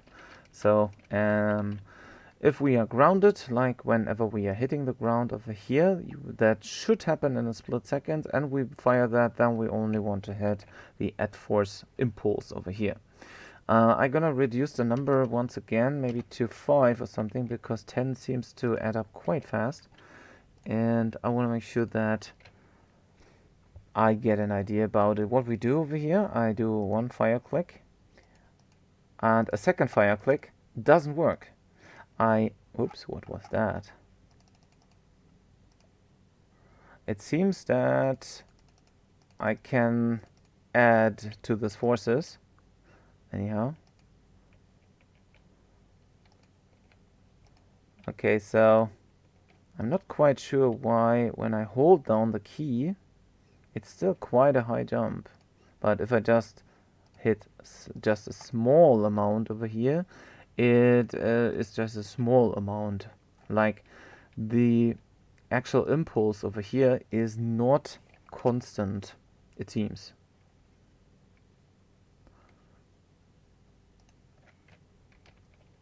Maybe I can anyhow smooth that thing out. Yeah, probably you're right. But it shouldn't stack up. Because we gonna do this, we perform this only once we are grounded. But if well, so basically when we are grounded, we should be reduce the actual force or the velocity to be 0. It shouldn't be, since I'm using get key or get button down, so it only performs it once. So that's why I'm kinda confused, I would say.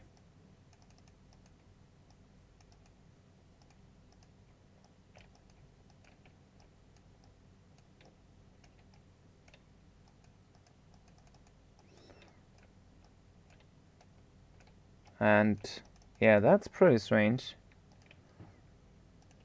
Meanwhile, I'm walking or sliding around, I would more say. I gonna be able to jump higher, but 2 doesn't seem to be too much over here. Maybe we need to do something different. Maybe I need to put the movement into a rigid body movement, so I'm not going to have those strange things happening over here. Because as you can see, sometimes it anyhow it does add up anyhow. I don't know.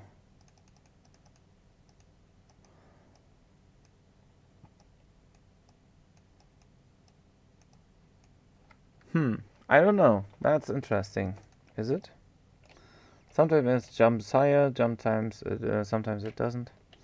But the nice thing about all of our mechanics so far, when we are like moving or anywhere here, we should be able to jump onto that thing. If we are able to anyhow jump higher than just that. I wonder why the force is going to be so inconsistent. Maybe I'm gonna find something in the Unity API about it. So let's take a look. You're gonna find this in Google as well. Maybe I'm gonna do something like a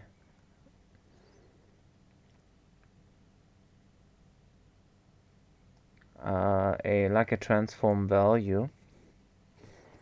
Maybe something like transform.up multiplied by 10, I believe, or by 5. I don't think that is going to change anything over here. But let's try out.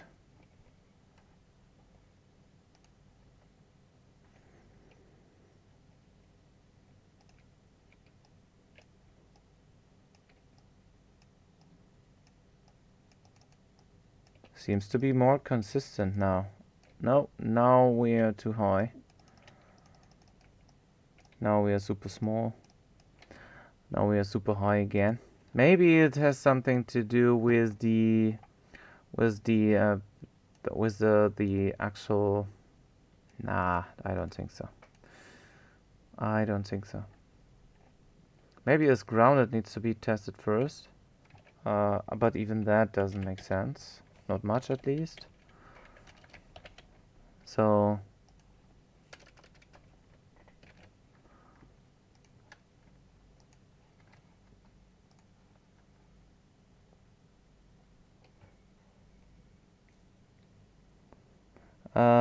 I'm just Yanni. Thanks a lot for tuning in, by the way, and welcome to the stream.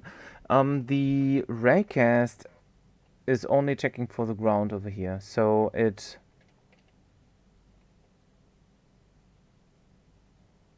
that meaning it's not going to consider itself because the player is not tagged with anything, but the ground is.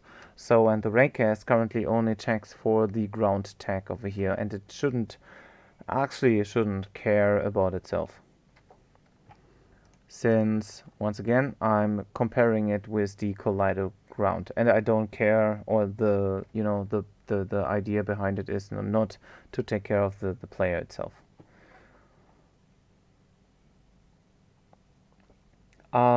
Yeah, maybe update and fixed update are going to be registered in a different manner. They are.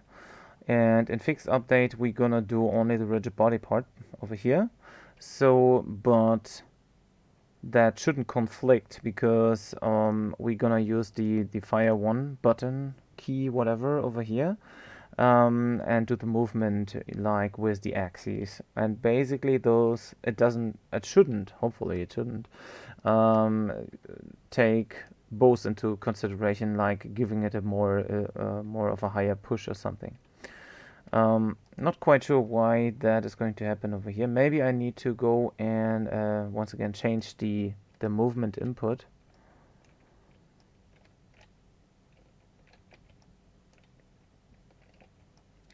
Oh, see, there's something strange happening now. When we collide with something, we're gonna still rotate around over here. Meaning when we are just half-sided hitting one of these objects, then the character is going to rotate. Oh, that's funny as well. Good to know.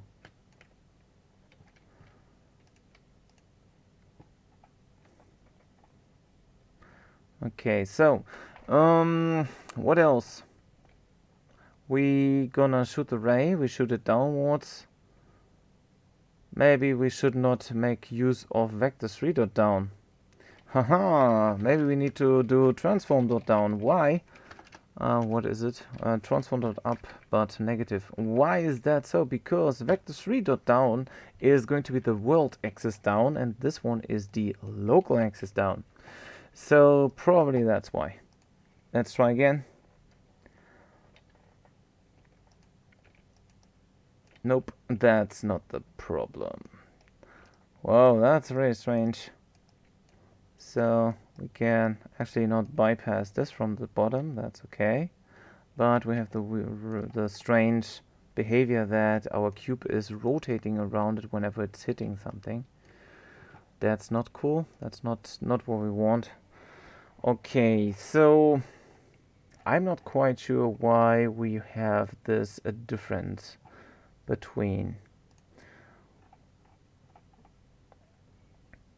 Maybe we're gonna change that. We do not do this over here. Maybe we're gonna get rid of that and try out. I mean, we would need to do this in fixed update. It should also work in the normal update.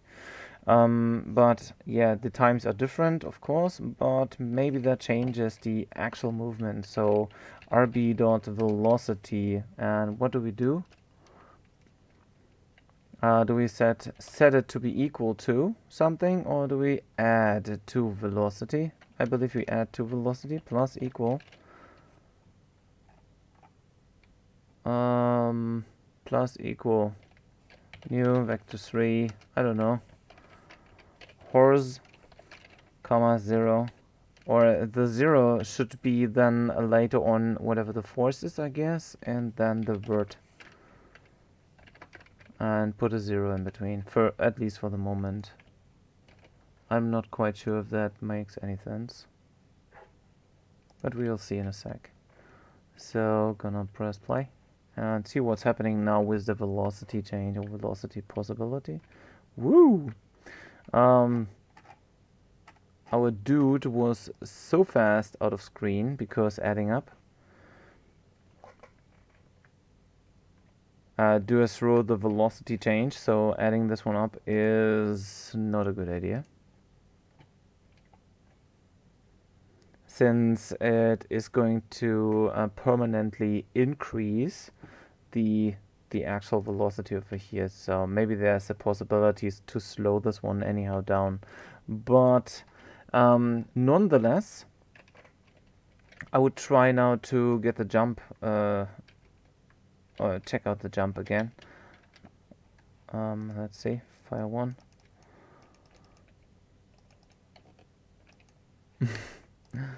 Oh, that's funny.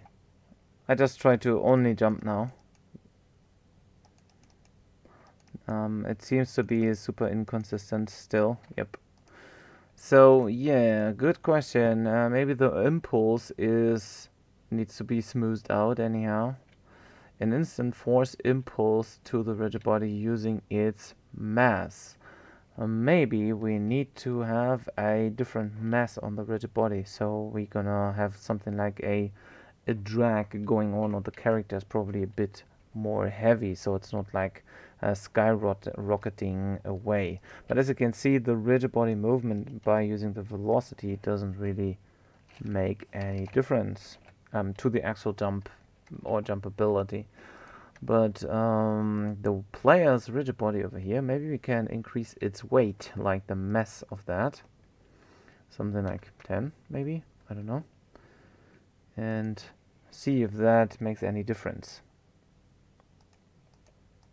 Yeah, it keeps me on ground because it's too heavy now. Maybe we need to multiply that number by time dot fixed delta time. That could be something we could take a look into to smooth it out. But now I'm quite heavy with my rigid body with a mass of 10, so maybe another speed or another value over here, like a higher velocity change or higher force, makes maybe a difference.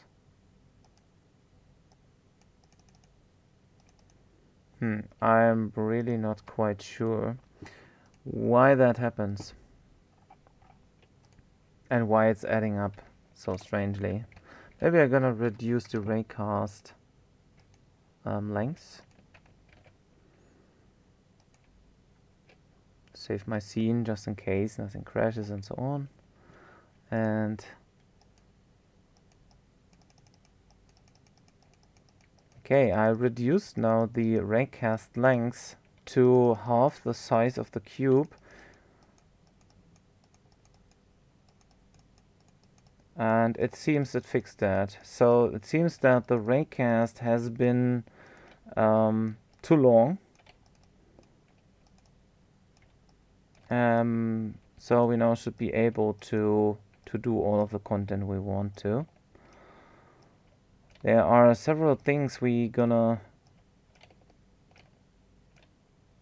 need to take a look into, of course. Like, once again, if I'm going a bit over here, like so that we have like a gap or a bigger gap, then whenever I move again against it, that you can see now the cube is going to rotate because of the physics of that. So this one is basically pushing the rigid body, or the y-axis, like the y rotation is getting pushed by that. So let me check out if we do freeze rotation, if we are still able to rotate this on a y-axis by using the button inputs. Okay, so by using the button inputs, I can still move along, but now I freeze the y value. I'm gonna try to go to this position and see if I'm still able.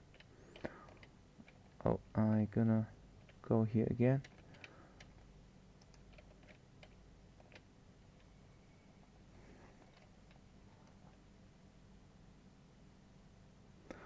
Well, this complete live stream is going to be available sooner or later. So whenever the live stream ends, YouTube will go and, you know, do some things, and then it will be available on YouTube. So you can basically go again into it and check it out. So physics are working. Thanks a lot for tuning in, M-Light, and I hope to see you in another stream sooner or later, hopefully.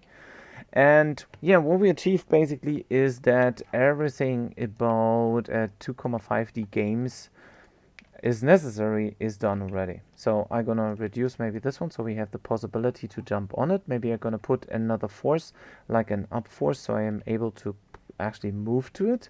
Like, you know, I go here, then see if I can collide. It kind of pushes me away, that's good. And I should, when I'm like jumping high enough, I should be able to go onto it. Seems that this cube is quite a bit too huge. I'm gonna reduce its size to 0.5 or something, or whatever. And we should also be able to now go into, you know, level design, and should be able to jump on it. And there we go. So we can now go onto obstacles because of the actual cube we are currently into, and we can now move around, and we can do basically everything in front over here. We can do everything on the other side. So we got the paper look, like moving left and right, pretty good. Up and down works as well. If you want to change the animations, like in Paper Mario for going up and down, there is another sprite sheet. Then you just need to paint another sprite sheet. And if you are using like the upwards direction onto the z-axis, unlike on the actual vertical axis, if it's a positive number, then you want to make sure that you just show another animation from that point, where you're gonna see just like the back head of our character, of your character over here. And the last thing basically would just be something like this, a smash animation. Oh, and of course, animation. We need to start the animation here as well. So whenever we are jumping, we want to trigger our jump animation. But we want to make sure that we probably are not able to play the walk animation meanwhile doing so. So we want to do set anim dot set bool. Meanwhile, we are doing the jump once again. We want to set bool, and now we want to do the jump actually being on, comma, true. And now we need to think about how do we put the actual jump to be false. So whenever we haven't landed, we now need to understand or need to think about how can we do the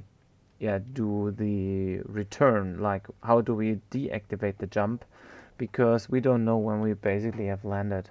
In this case, we can make use of, I believe so, the on trigger enter event, or the on trigger enter, or the on collision enter. So we need to have like the rigid body hit the ground, and when that is the case, we need just deactivate that.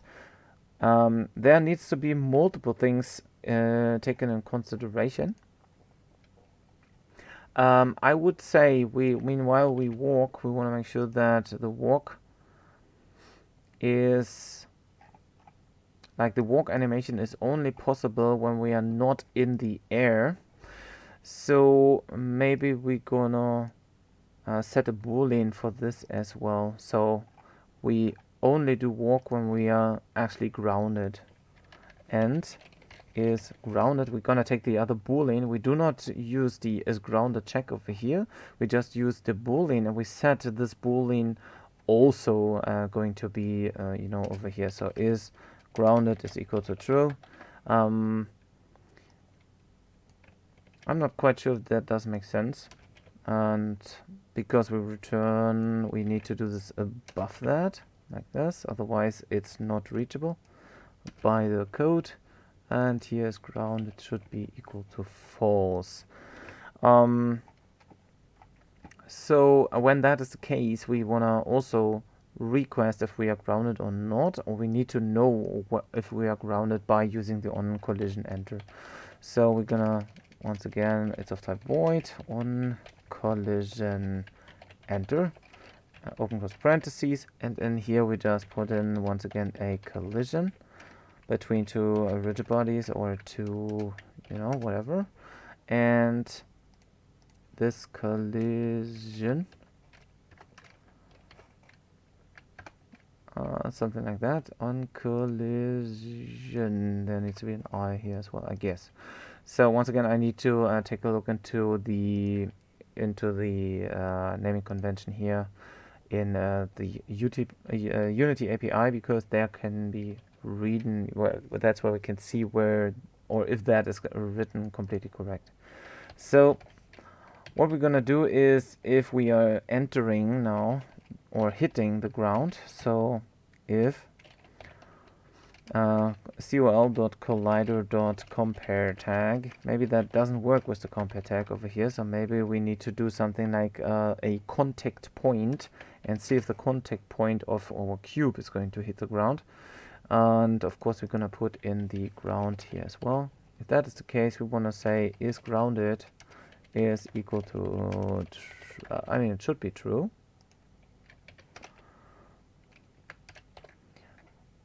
And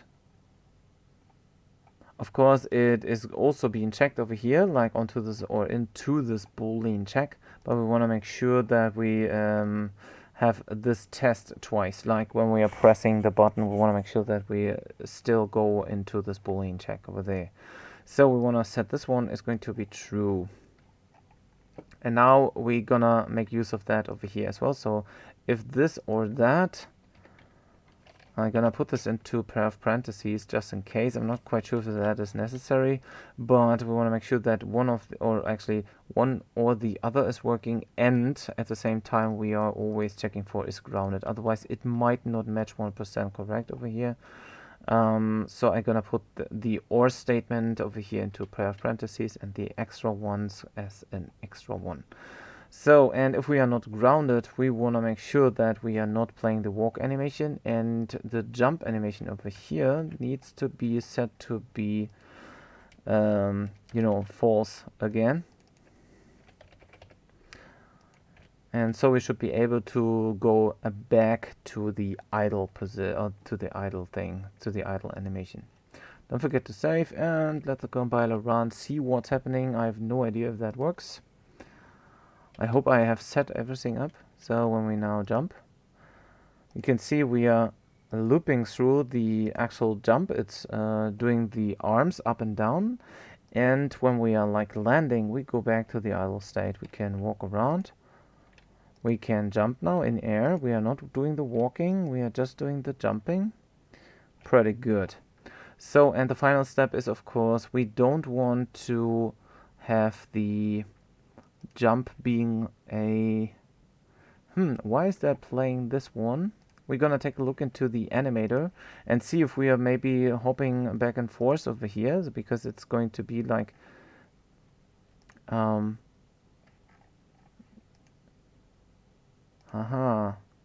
okay, so it's now going to be kind of wildish going around back and forth over here. So maybe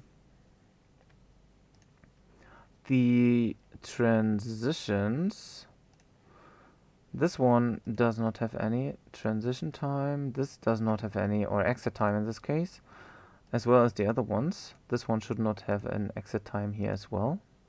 And let's see what's happening. Okay, it super quickly is changing between those two. I just wonder why that is happening. Maybe that's something I haven't checked out yet.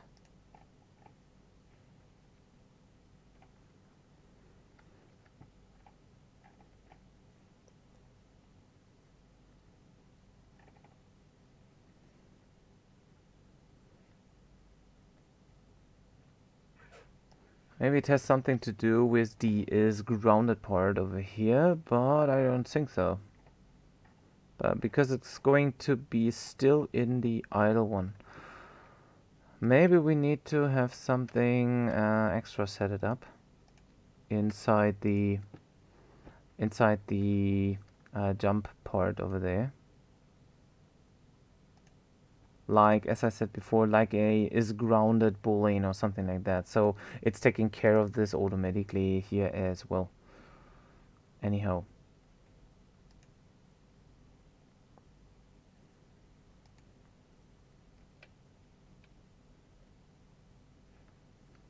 Or we need to implement. Yeah, somehow it seems that we need to implement something else here. So we do not do this. Or even this, like we cannot go from idle to walk when we are jumping. So maybe we're gonna put a jump false here, and same here, jump false. Oh, wait, like walk false, and a jump needs to be false as well. So maybe that helps the flipping between those two. Okay, that works already. But we are still going between those two.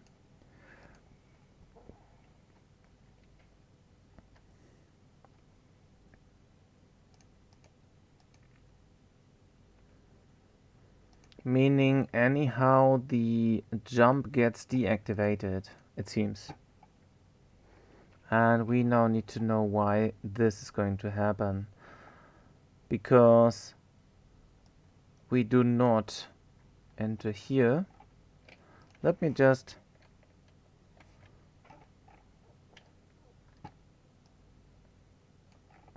see. I believe this is going to become triggered the whole time anyhow, because is grounded seems to be true the whole time, or maybe it switches. So let's take a look into the statistics debug, and let's see if is grounded is flipping over the whole time, like it is constantly enabling and disabling meanwhile doing so. So currently we are grounded, and meanwhile we are jumping around. We are basically not grounded, since we deactivate is grounded. So that cannot be the problem over here, but for this flickering of the actual things over here. So maybe we gonna disable the walk just in case.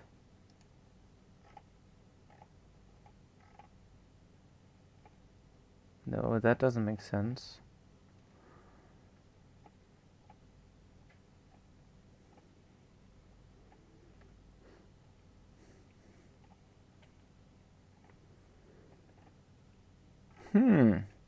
Good question.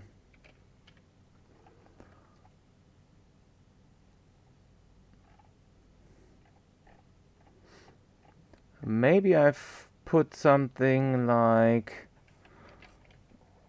another thing, like another request over here, because I think this this animation gets anyhow overridden.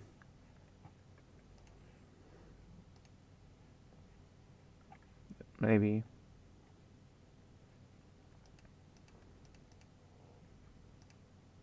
Let's see. So this transition. What's now the problem? Conditions. Something is strange here.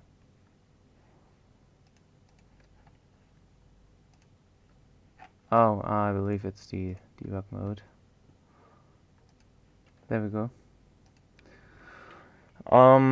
So the actual transitions is we want to make sure that we only come back from jump, not because walk is false, but jump should be false. And this should be when jump is true. Same here, jump is false, jump is true. Let's see if that works. Probably it's the actual issue. There we go. Okay, so the transition was just a bit off. So now we can go and do our jump. And we go into the jump animation, and whenever we land, we're gonna go back from that. Pretty good. We can, or we should be able to walk.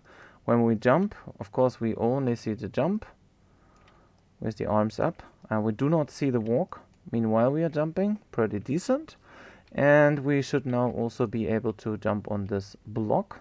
But as you can see now, these blocks are not, treated as ground. So we only reset our actual jump animation when these blocks here are going to be, tagged as ground as well. You can also tag them differently and do multiple tags over there. So now let's take a look into this once again. Gonna try to hit up. There we go. I'm a bit behind it since the cube is quite a huge one, instead of, like the player cube is super huge and these things are kind of small. So probably you wanna go and reduce the cube size of like the actual collision object of the cube over there. But basically, that's everything you need to know about how to create it. You can also, I know I also have the one other animation, like with the hammer swing over here. It's basically the same. So you just trigger the animation by a key, but you want to make sure that you only trigger that whenever you're, for example, grounded. So you are not able to mid-air punch if not necessary. And whenever the animation is done, you're gonna do something like a check if you have hit something by using, for example, a rake cast in front. Meanwhile, doing that, and so if there is something after the animation is done or something similar, then you're gonna see if you can, hit something. Let me put the animation together pretty quick, just to get you an idea about it. I believe the rest is basically done. So, and and of course, there's just that level design part at the very end. So, what we need to do is we once again go to our animation window, animation. I'm gonna create a new animation, create new clip. Gonna name this hammer. I don't know how this looks, but we'll see. So I'm gonna have a hammer animation. I go to my hammer part here, and probably that doesn't work as it should. There might be an offset. And I'm gonna increase the hammer animation to maybe 30 seconds. And what you can see is that the animation point, like this animation itself, is offsetted by its pivot. Also, it's slightly wiggling around, doesn't really matter. What I want to make sure is that the hammer swing is probably being a bit higher, and we do not want to loop this, so I deactivate loop time, and I'm gonna go into the hammer sheet over here and go to the sprite editor, and maybe I'm gonna put like the pivot points somewhere a bit more into the center. That's quite well, it's going to be kind of strange with these numbers, so we need to find a way to actually take all of these points at the same time, like all the all the pivot points, and need to make sure that we are passing this one into the correct position of all these three, basically. So I revert and go back. I want to check the other one, like where the other pivot point is going to be, kind of. It's kind of under the neck over here. Neck, under neck, under neck.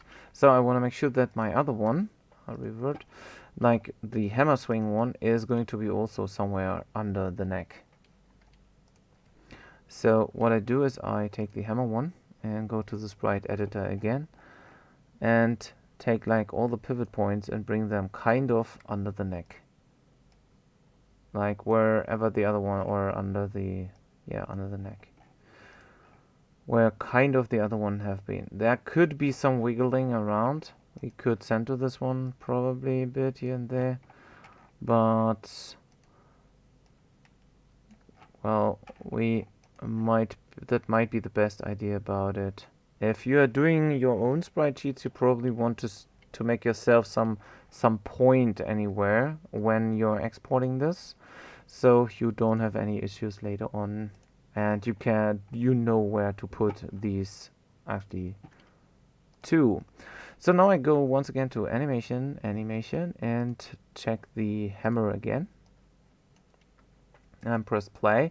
Now you can see it wiggles around, but the size seems to be kind of correct over here. Once again, there's a slight jiggle, but we get the animation anyhow, get started. So once again, to be more precise, I would have to bring a little point anywhere and then just put the pivot point onto this point, like wherever I want this pivot point to have. Or I just remember one specific pixel, like maybe on the nose somewhere, or maybe on the ear, or maybe on the knob. Doesn't really matter, as long as you know where it should be correctly in the end. Okay, and now we just put this into our animator. So over here we have the hammer. We might not want to go from jump into hammer. We're gonna do something like a trigger and call this attack. And we only want to trigger this one once. That's why we are not using a boolean. So basically, we want to do that from the idle state. So we want to basically just trigger the attack over here. Once we are done with that, like when the animation has been played completely, we want to go back to idle, like this. So we just have the exit time over here. We're gonna maybe reduce it like that, so it's transitioning at the very end. And we're gonna do the hammer probably from walk as well. So meanwhile we are walking, we probably want to trigger the hammer as well. I'm not quite sure if that is necessary, but let's try that.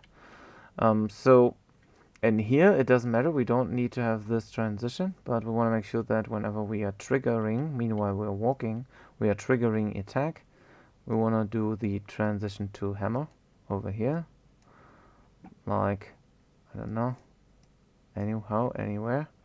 And of course we want to, whenever we are still walking, maybe we go back to the idle state when we are done, so we are not transitioning back to walk. So we basically go back into idle, and from idle we go back into walk, so we can basically trigger both of these.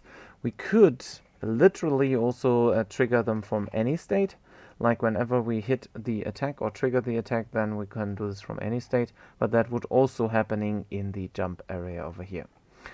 Okay, so and that's what we just now need to implement into our script, of course. So whenever, for example, I hit the spacebar in either of the update or fixed update loop, we're gonna make sure that we put this together over there as well. So we say if input dot spacebar, you can also like input dot get key down, you can also use one of the get button, like fire2 for example. So if input dot get button down, then we do something like fire2. I'm not quite sure which one is fire2. Probably right mouse button should be one. Maybe it's a space bar or anything else. Then we wanna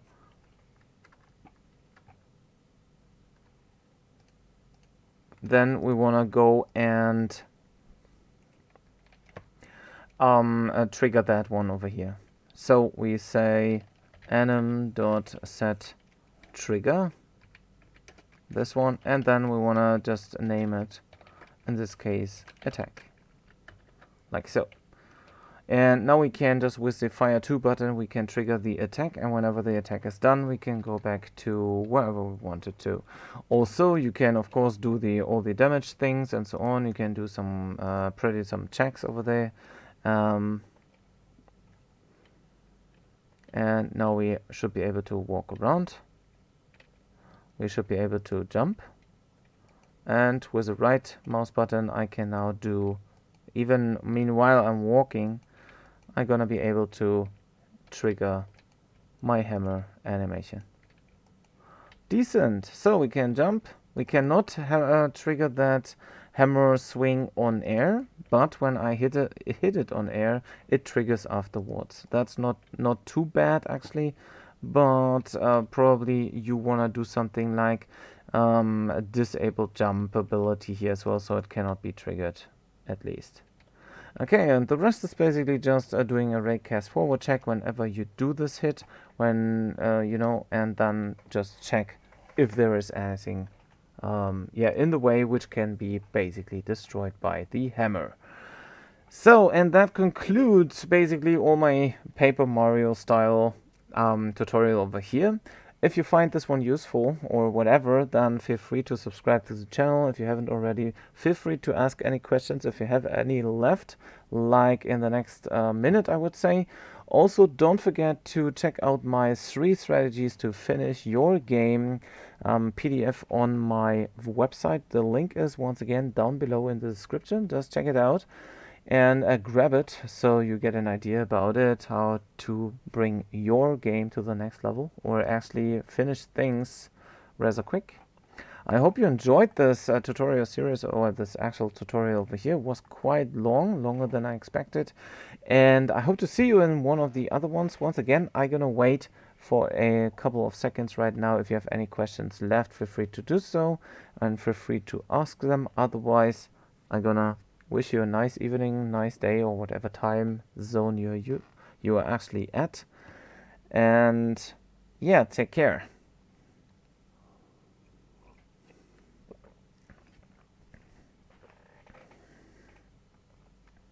No questions left. That's awesome. Then if you have any questions, once again, don't forget to, or feel free to actually ask them later on in the comments below. See ya, Scaleman. Thanks a lot once again for tuning in. I hope you enjoyed this one as well, and see you later in one of my other tutorials or streams or whatever. And enjoy your weekend. Bye bye.